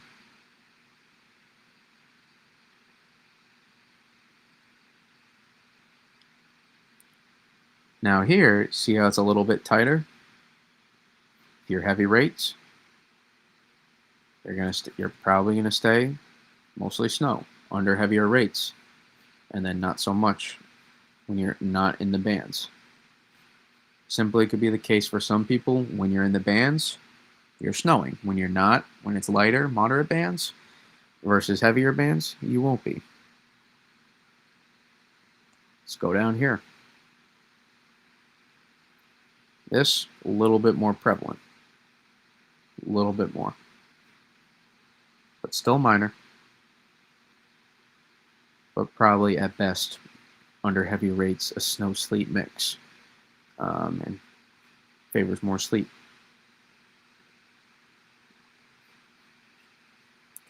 Right, because it's about taking in the information, and that's under heavier rates, by the way, when I said that.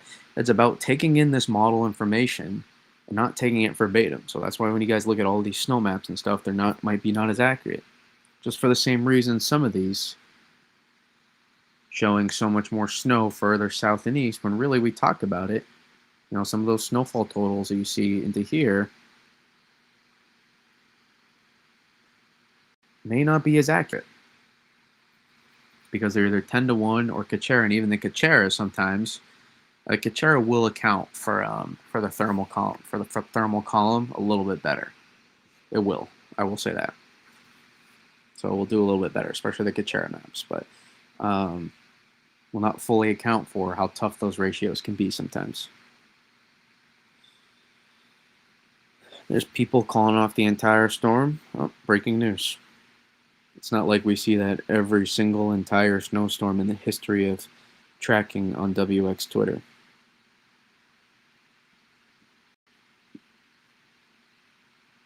Maybe they're just not happy about where they live in relation to this storm.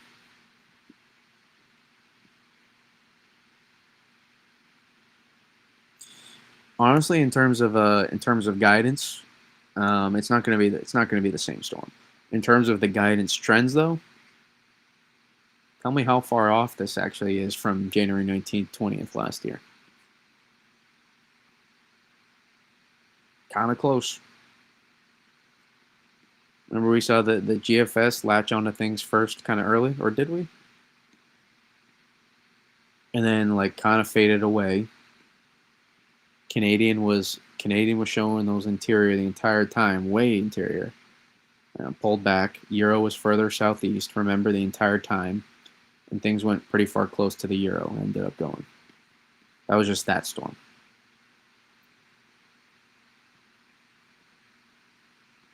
And I think Euro AI was better than all of those the entire time. Once it got closer.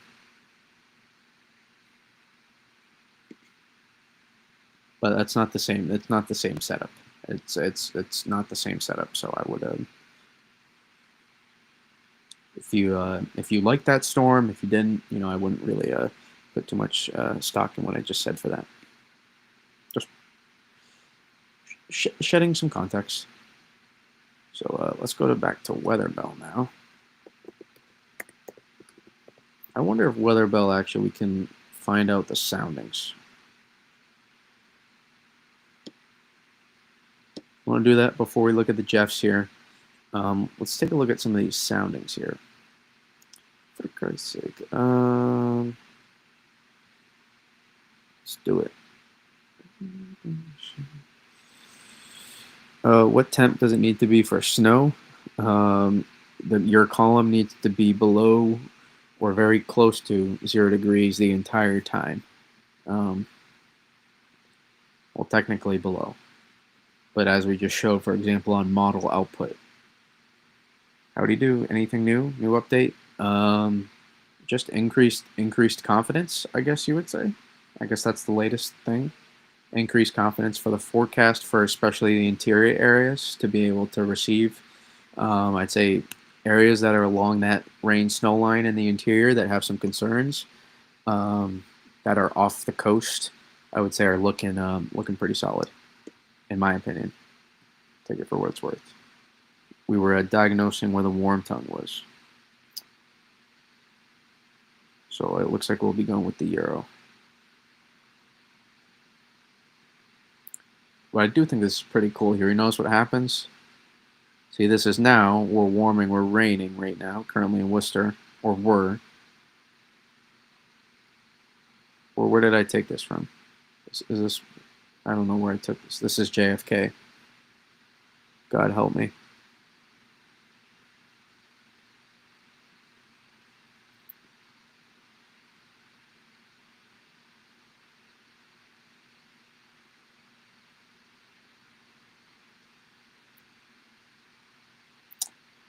No, almost all these places are going to be mixing. So let's go to Worcester.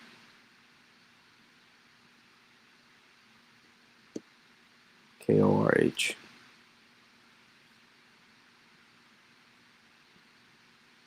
So notice, boom, there's your cold air coming in on the backside. Boom. And now we're approaching snowstorm time. Column being saturated from the upper levels down.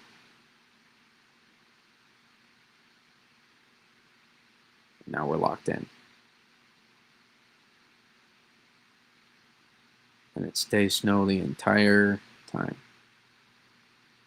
So notice it's a bit wider here, so it looks a bit closer than it actually. It's close, but it's not getting as confined as the other sounding. But notice, not even a threat, especially under heavier rates.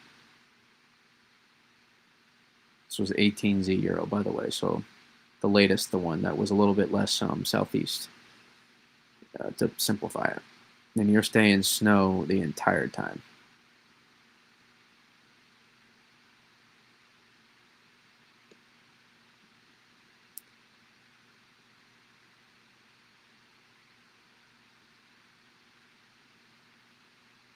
That's probably when your period of best ratios are.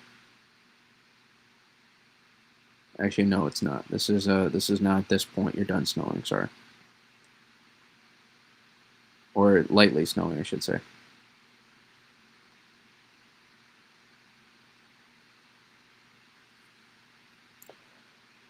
Let's go to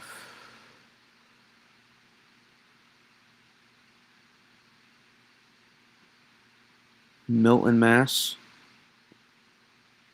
Rain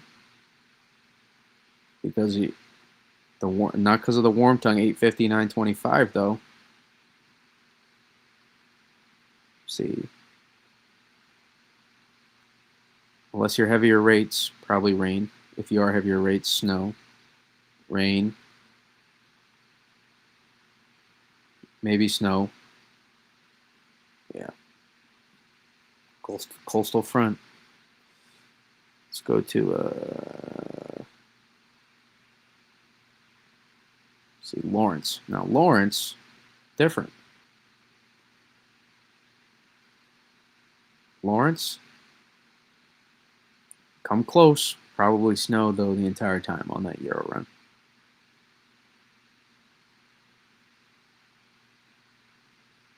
Warm tongue, about 9:25 though. So if your warm tongue is in the lower levels for this system, the warm tongue being more prevalent there will help a little bit more, in my opinion. Now along the coast, I still don't love those, but no, snow does not need. It does not need to be 32 degrees to snow. That is a myth. You can actually be you can probably be like almost 45 to snow technically.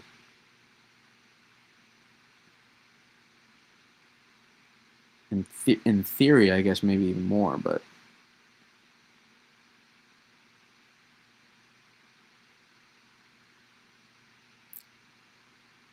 they can note it lift.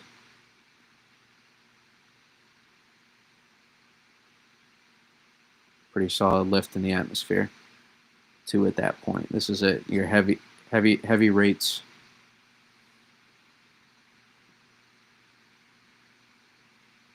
Tries to draw the DGZ too. Doesn't do a terrible job of that.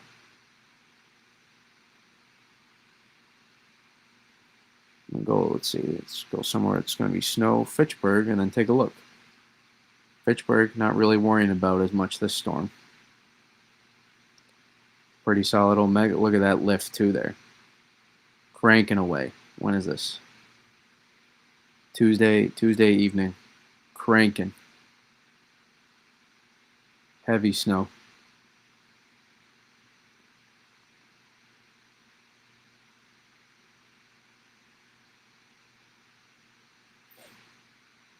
It's actually not as bad. This is pretty decent. I don't like how zoomed out it is here. It goes so far, but would love for it to be a little bit closer, but not. It's kind of cool to see that you can use the slider here. Will it be snowing? No, because it's the storm's not happening tomorrow. Storm's happening Tuesday, so the timing does not add up.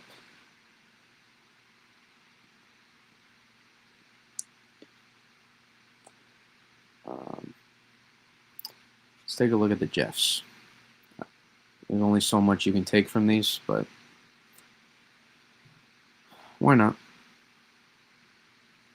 Totals for New Jersey, right above the New York City line. Just a guess. I'd play it conservative there. I would lean away from the higher totals. But if you do have, I think, some front end thump potential regardless. So I would say you could still get you could still get an inch or two of snow potentially if you're able to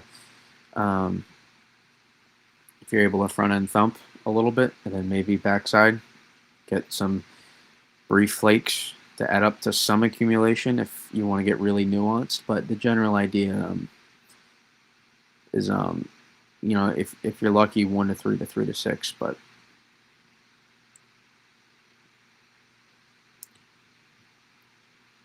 it could end up just being more a coating to 2 inches. So it's a tough call there. Just west of the city. If you're a little bit more north of that, just a little bit more north, then that helps a little bit. Elevation will not hurt as well.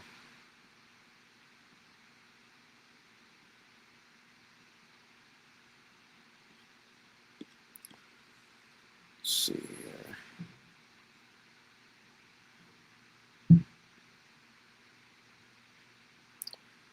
It doesn't give me 925, but 850 can work as well. Just get a general idea. Really not that change. You could argue slightly southeast, but not really that different.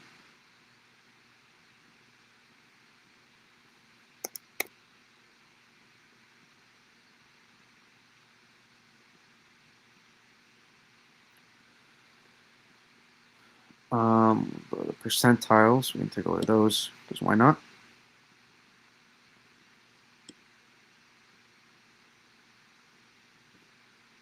Just shows you the different range of scenarios the ensembles are seeing.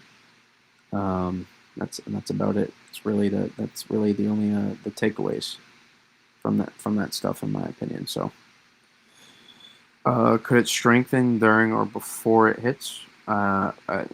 I don't know what you mean by that. This is going to strengthen, if that's what you're asking. But yeah, this is going to strengthen a lot. Hi there, I'm in Plymouth, New Hampshire. What do you think for totals from my area? Is that along the coast or is that just inland? I know it's in southern New Hampshire, right? I guess I don't usually like to do this because then it can turn into a free for all. But I'm more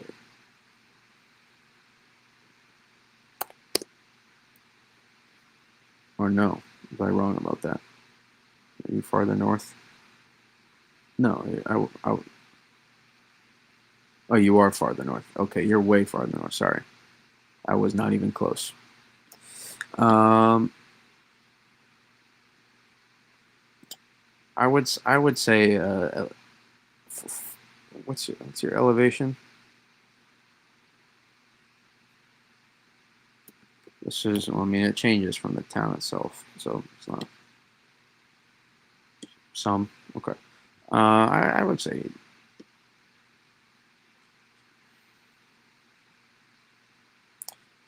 at least 4 to 8.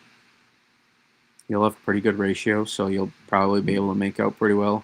I'd say your ceiling out there is probably 8 to 12 plus. Is your ceiling, and your floor is, you have a really good floor of probably at least 3 to 6 inches. At least 3 to 5 as a floor. Um, I would say I would lean towards 4 to 8 inches for out there though, because you are pretty well inland in Plymouth. So very rural area too, if you know that area of New Hampshire. Very rural. Um, do not want to be meandering on somebody's front lawn.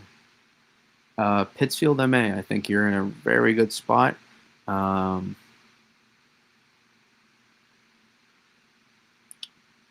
I want to say 4 to 8 just to be conservative, but I would lean more, 5 to 10, which is a kind of a broad range, but it accounts for potentially higher banding you could get into while still establishing your floor.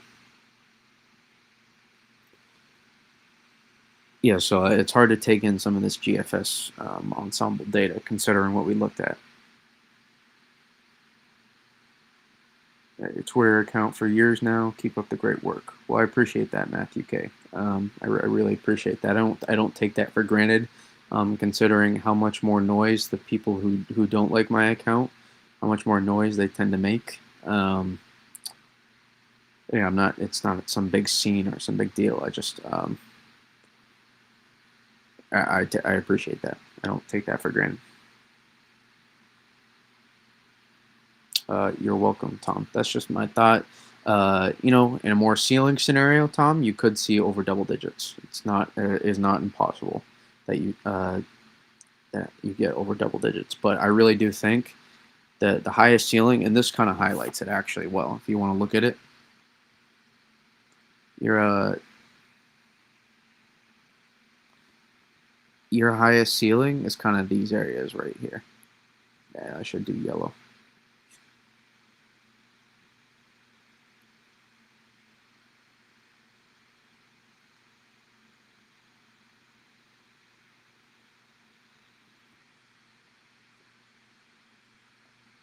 Right here is your highest ceiling, in my opinion, all the way up to here, because this accounts for the late developing explosive intensification. Thank you as well for answering our questions. Been following you a few nights now on your lives. I appreciate it. What is this sanity in the chat I find? How are you guys so mentally stable and providing uh, such mentally stable comments? It feels like it's so hard to find now on social media and today. It's very very difficult. So thank you for your comments. I do not take it for granted. So I mean, it was only about what 6 years from now, only about 6 years ago, where I was freaking yeah, at this point, probably about 50 followers or something, probably less, honestly, at this point.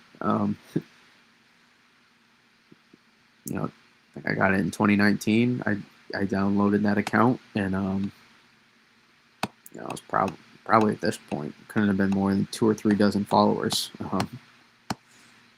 And sure enough, now now we have a lot more for whatever that means. It doesn't really change. It doesn't really change you that much, but it can change some people. But I really think what you do in your life is not defined by social media. There's certain things can be amazing, but I think living your life how you want, and not through Twitter fingers, is the best way to do it. In some of the more intense bands, what are your thoughts on thunder snow developing? Not enough of a strengthening low pressure system. No, this will be a strengthening low pressure system. This thing's taken off. It will explode a lot. By the time this thing gets to Nova Scotia, this thing will probably be in the 980s or 970s. Probably 980s, whatever. It will take off. Right? This is look how rapid your development is here. Fast. That intensification happens. You don't know how to read it. That's intensification of your system. That's a lot of upper level divergence to support a strong low pressure system strengthening. So I guess in theory, whenever you're talking about strong snowfall rates, I guess thunder snow is possible, but I wouldn't necessarily count on it. Extreme, given we have a pretty good thermal gradient, but not one of the more extreme ones, so to say. But that's not always necessary. So take that with a grain of salt. We did do it last April, so the last snowstorm we saw, we did do it for me personally, but that was my first time witnessing it live, with my eyes open and not being asleep. Not that it hasn't happened before, just we did thunder sleet before as well. We've done that before. We've done thunder sleet and thunder snow before, technically.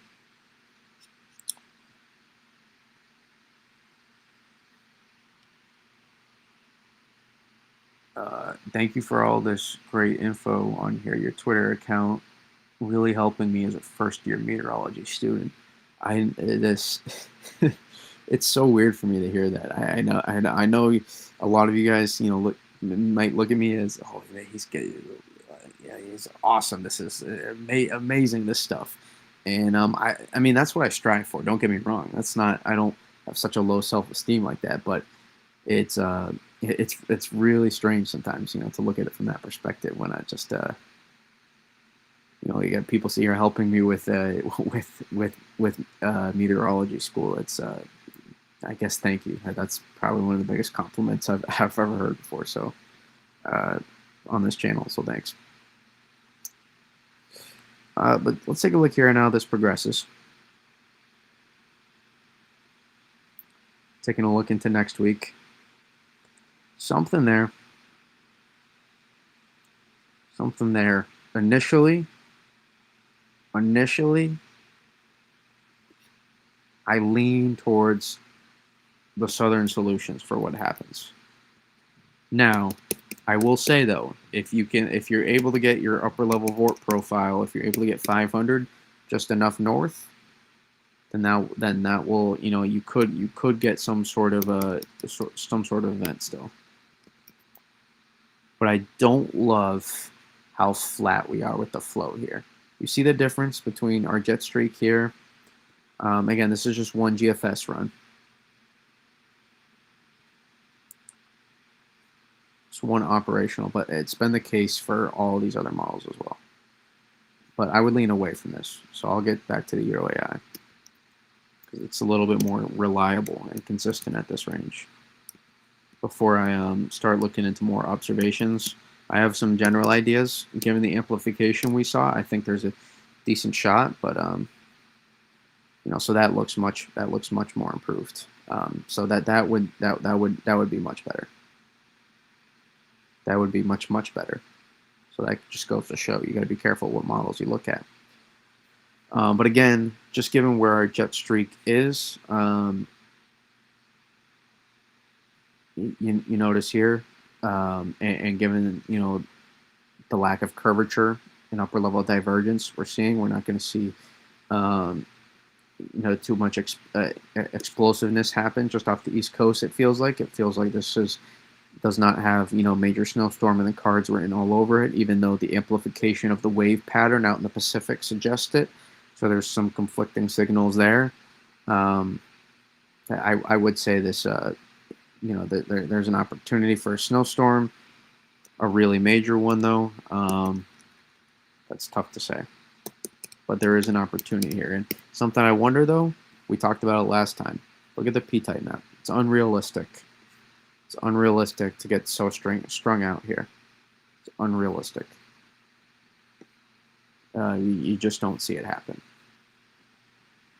So I wonder if it fixes, adjusts that. AIFS has a really bad bias of stringing out and smoothing out this precipitation and vorticity here along the boundaries. So we'll keep that in mind. Let's take a look at the signal. One thing I'll note too is you notice they're starting to start a little bit less amped. Some of these profiles here, you see that starting to come more in line a little bit. That mean just a little bit less, over the top here. So that's also good to see. It doesn't mean we're suddenly losing so much more QPF. We're seeing that over amplification bias just tone down a little bit more, which is good. Because we want more accuracy. We don't necessarily want models to be deceiving us as much. An earlier onset benefits the Hudson Valley? I don't know. I honestly don't know. I haven't looked into that aspect enough yet, so I don't want to give you an answer that's BSing you. But let's move through here, and there's your signal. See the AIFS picking up on a signal. That's a very solid signal for this timeout. In fact, increasing signal. So OZ, whatever, it was a little bit more, probably where it had a couple juiced runs.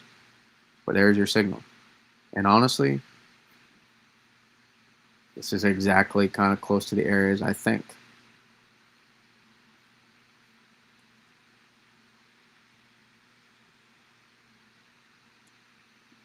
I-95 can get in on with this one.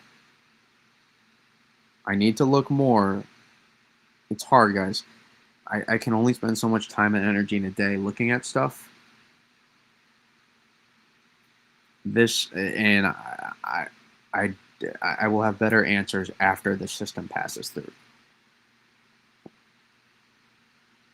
We'll have better answers for that, but I will try my best at some point over the next couple days here to try to really break down what's going on, deep dive, start doing research into specific setups to try to because you have to remember I took some meteorology classes, but I never ended up going for a degree. So that not not my specialty. I found, I didn't find myself feeling like, oh, I don't think I'm going to be a broadcast. I don't want to be a broadcast necessarily. It's not really what I want. I don't think it's necessarily important to get an AMS, certification for what I want to do with here on, on YouTube and X. So, and I think we do a pretty good job regardless. I don't think that defines me.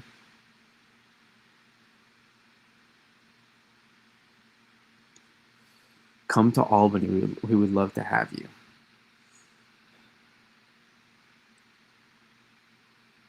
I'll go. I've been to Albany many times before.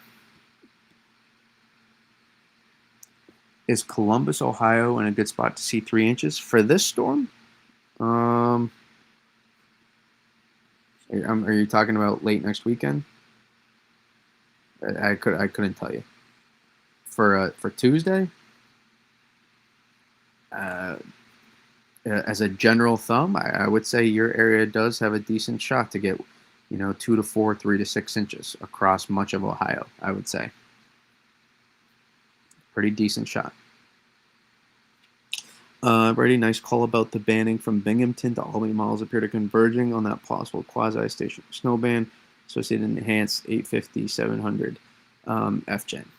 It just happens. It just seems to happen. Now, here's what I'll say is, I don't think it kind of stole the show. We saw it last year, January 19th, 20th. I don't know, though, if it will steal the show as much as what's going to happen in this area here. I don't know if it's going to steal the show, but it will make some people happy out there. It will make some people happy. Could it even more over surprise? And sure enough, I'm sure it could.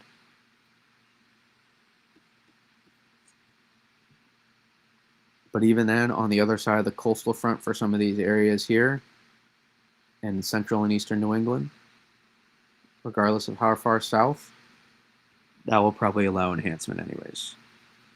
That's awesome, Brahmani. Thank you for tuning in. In your personal opinion, what do you think is the best high-res model for the Northeast snowstorms? None.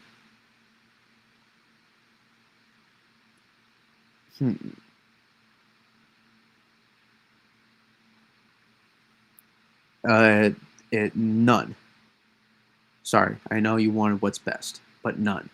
Actually, no. I will say RGM. RGM will even though it's incorporated into the Canadian, so it will kind of suck at times in terms of the general idea. It can do a decent job with the thermals at times, and banding. So that's really the least worst one. For specific banding, I would say a combination of once you get really close to systems, HRR, once you're within about 6 to 12 hours, can start picking up on some things. Even then, it's pretty sketchy because sometimes it can underdo the moisture. NAM 3K, it just sometimes, but man, again, it's not really good to use at all other than short-term banding. And again, it can get so variant. Well, the FV3, man, those precipitation depictions are just rough sometimes. HREF ensemble, my favorite. Yeah, they tend to help smooth it out a little bit more. but there's just not really great options, at least for the moment. I'm curious though, once we start tapping into the AI stuff for our high res models, that could be a whole new avenue right there, whole new avenue. So I want to. We're still probably years away from that, but I think they're actually might be in some early development stages of that, but before fully implemented stuff, probably still years away. I completely agree with you about not stealing the show, but certainly looks like a possible second maximum and justifies the northern extent of the winter storm watch. I think so too. I think so too. I still really love this idea. I'm not gonna lie. I really, I think we've done a great job of staying consistent and trying to stick to it and not waver at every single even day of model runs, let alone 6 to 12 hours. Like you guys realize, like we're still what um, probably 30 at least 36 hours away from start time in the Northeast. At least, am I right on that? Maybe more. 30, probably 30 hours at least in the Mid Atlantic. So we're still what 30 to 42 hours away from this system, depending on if you live here, here, here, or here. There's still going to be guys like at least 4 to 6 more model runs that you get to look at. Like, so just the latest is the greatest is not always necessarily the case too. Training AI on a high res guidance will be tricky since we don't have high enough resolution reanalysis. And that's the intriguing part here to see what can kind of be tapped into. I would say, Evan, is that dark blue extend map all the way into Western Maryland? In theory, yes. But I would still say a little bit more conservative. But I would say, big boy, I would say there's certainly the potential for 3 to 6, 4 to 8 inches back into Western Maryland. I would say is in those high elevations there. Is pretty likely.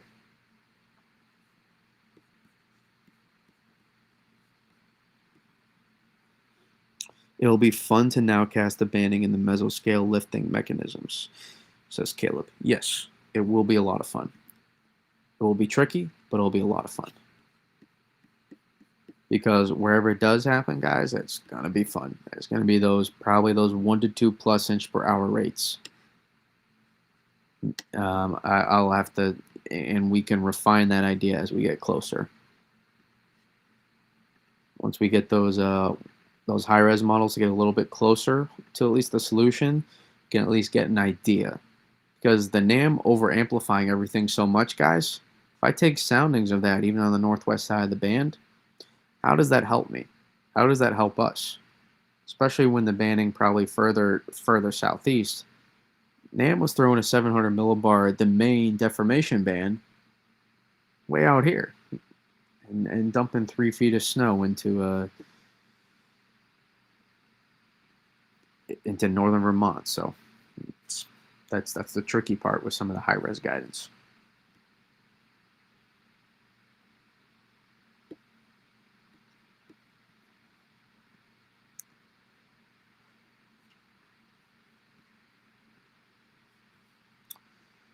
But yeah, so we do have a storm signal as well. AIFS ensemble guidance did a very good job with this storm, guys, in terms of being consistent and highlighting where to watch. Very good job with this one, I will say. This is the first year that we've seen on models with the AIFS ensembles. I was very, very impressed. Very.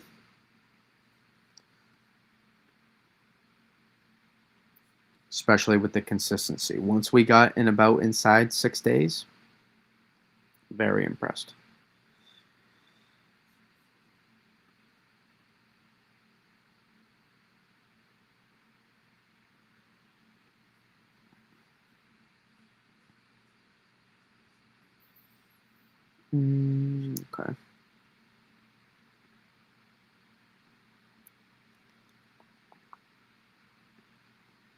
even though there's still some biases with this, as we pointed out with the AIFS. So you got to be tricky looking at it. Let's take a look at some of the panels, though.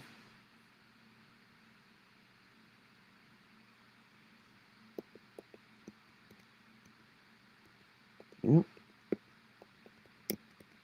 You see there's not a ton of high ceiling events there. There's not a ton of those, but a lot of minor to moderate snowstorms in there.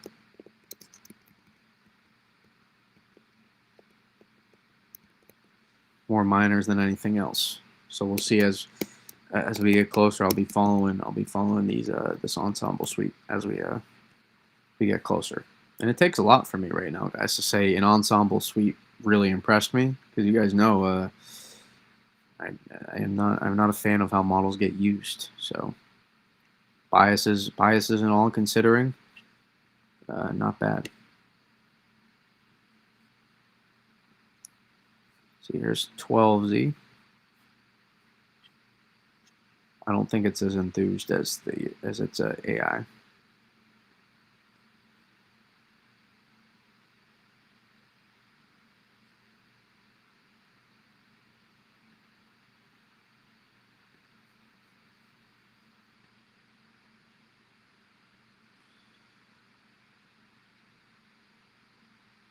It's way more spread. You see how spread out everything is? It's way more spread.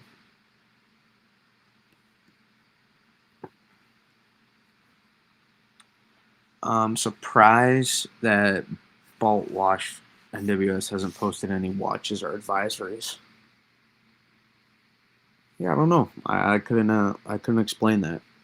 I wonder if it's if they don't think it's gonna be warning criteria snow, then they're not putting up a watch anyways, and then if they feel they're gonna wait a little bit more to put the advisory out. That's probably the best answer I could give you on that aspect.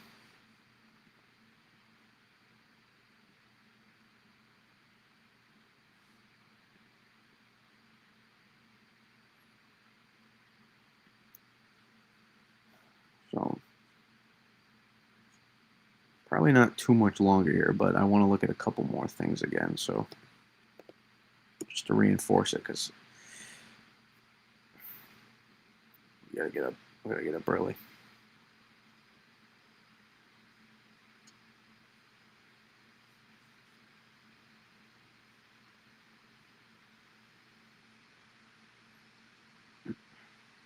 Um, some deep convection there in the East Pack.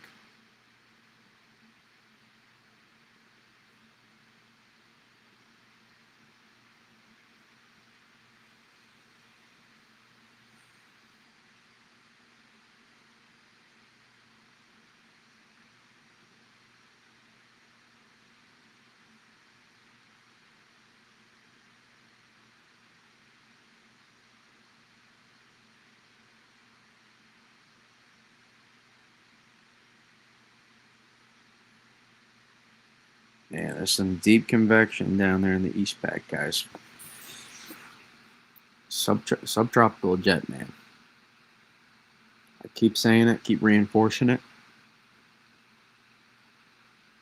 It's why I lean on the high side of the QPF.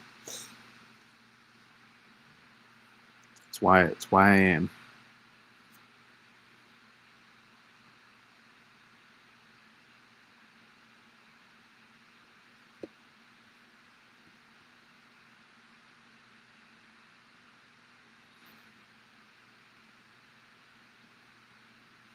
Draw it out here. Let's do it. Hold up, Picasso at work here.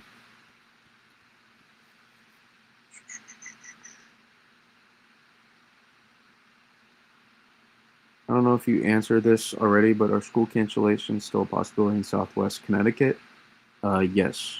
Probably not as much along the coast, but inland, yes. Tuesday, yes. Or depending on exact specific timing, early dismissals possible as well. So there's your cold air to the north. There's your system moving out as we highlighted.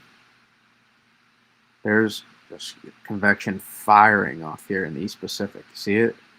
All these bubbles here of deep convection firing. And this is just getting pulled into the flow here. You see Gulf of Mexico will get going too, well above average, some of these warm temperatures.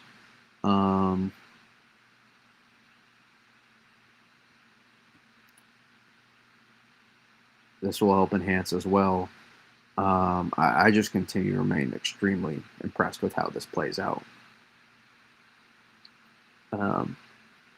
So thank God we're not talking about such early amplification, and because otherwise we'd be watching probably a 1 to 3 foot snowstorm for the far interior, which is which I'm glad we're not going to have to watch and just sit there. Here's your northern piece here.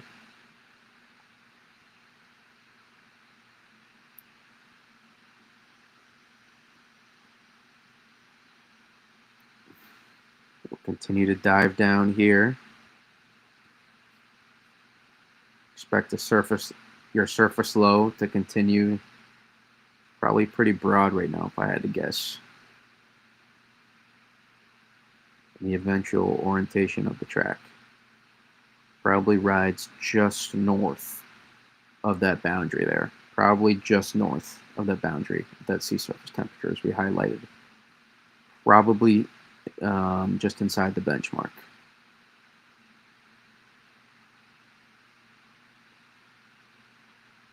Probably an inside the benchmark track here for the low pressure.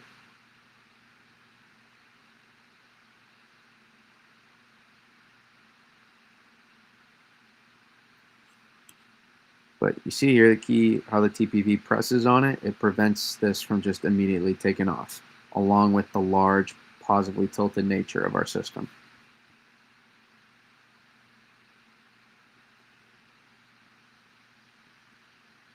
You know how I know about this too is, past history of setups. Sometimes you just seeing it unfold constantly. It sometimes just takes a little bit longer for these large positively tilted systems to get going, and then once they do, they have the environment, they take off.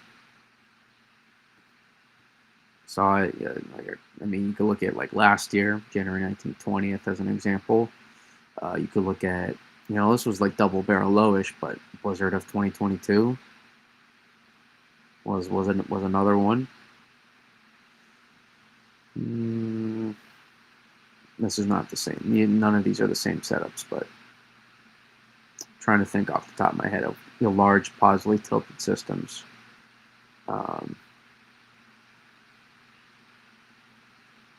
Yeah.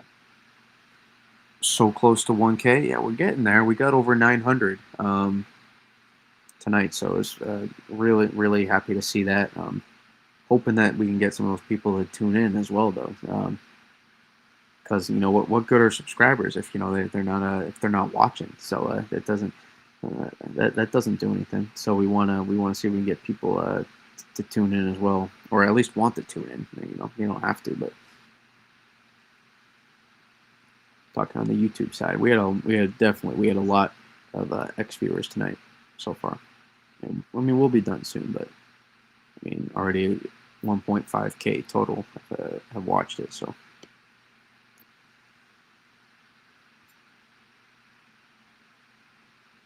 yeah, you see it. You got your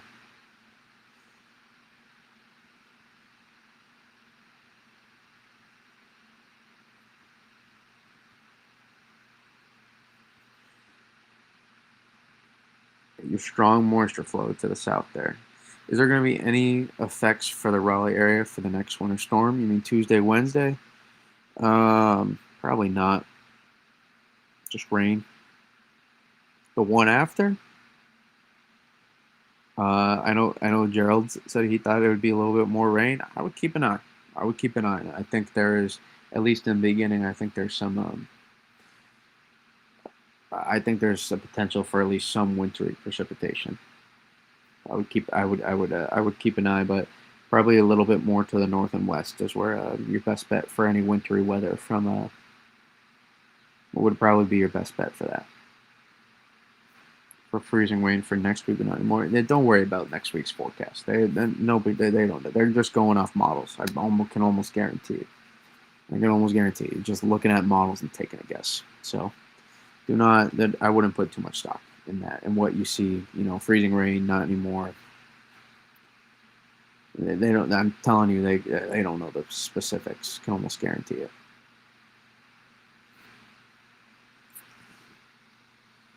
Whoever they is, I feel like that's what you always hear, right? Whenever somebody talks about the weather, hey man, they said we're gonna get 3 feet. Who's they? Right? I mean, who's that? It's just they is what you always hear. Not asking you to call out who. You don't need to do that. But I feel like you just always hear that. You're like, oh, they said 4 to 8. Oh, I saw over here they said it's 7 to 15. Well, over here they said 2 to 4. So it's just I feel like that's what you always tend to see. Whatever it depends on the channel of news you watch.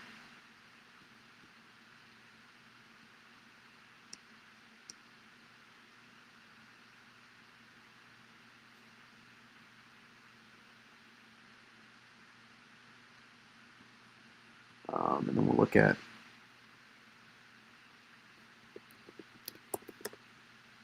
call for 12 inches in one day for the Raleigh area, 2 inches max. It's they. Blame they.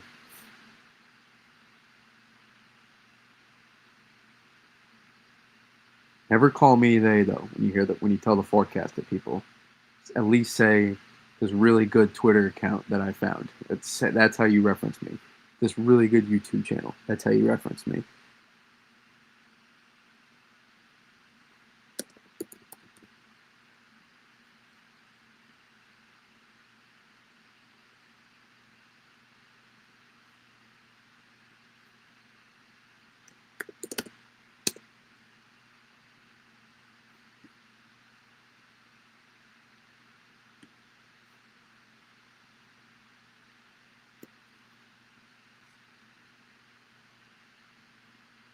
There's a rough idea of your boundary. Obviously, there's a little kink here.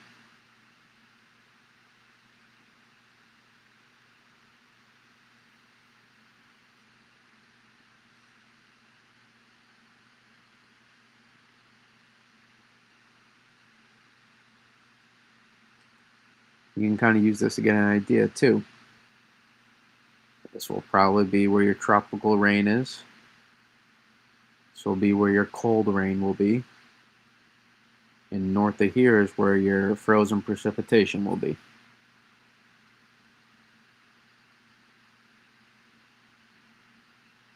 Just as a general idea. The specifics will vary a little bit, but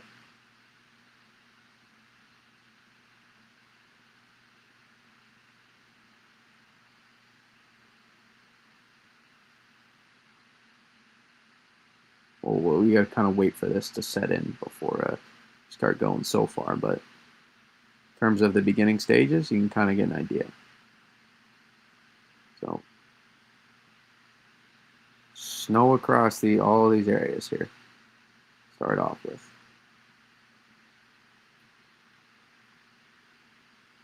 Probably general 1 to 3, maybe 3 to 6 for a lot of areas, but adds on to the seasonal, adds on to the snowpack as well, which doesn't hurt for next events. And kind of gets winter. Take a look too. I believe that says -6, -16 in Montana.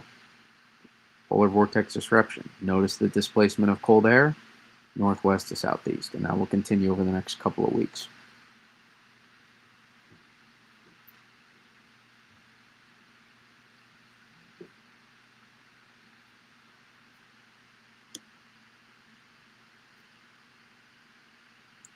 So you can kind of get the ideas. There's your boundary. Storms to ride up. And this is kind of what happens. Cold air here, subtropical jet here. Energy flies over the Pacific around.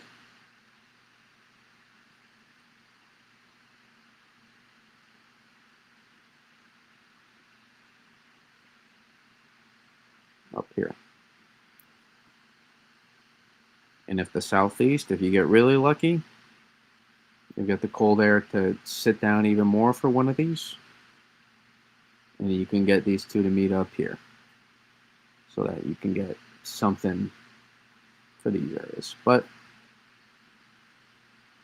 in the short term, through the next 7 days, probably not. So it's going to be warming up early December for the East Coast, but what about halfway through December? Not really maybe along the southeast um, at, at times, but for general, much of the eastern, especially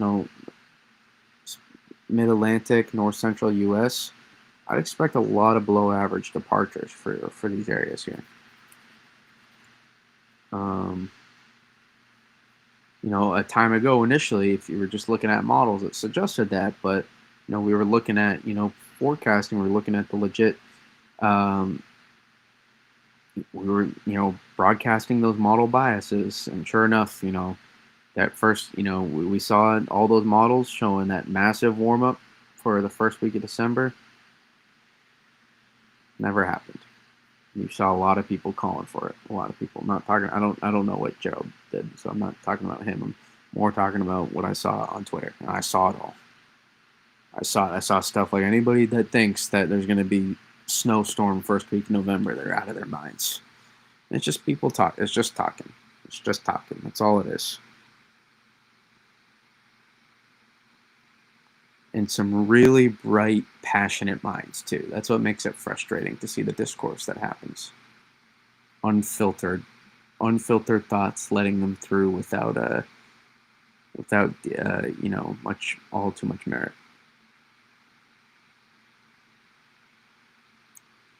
So yeah, so that's the general idea. I think we'll wrap again, to sum it up. I like this idea still. I very much like it. Very, very much like it.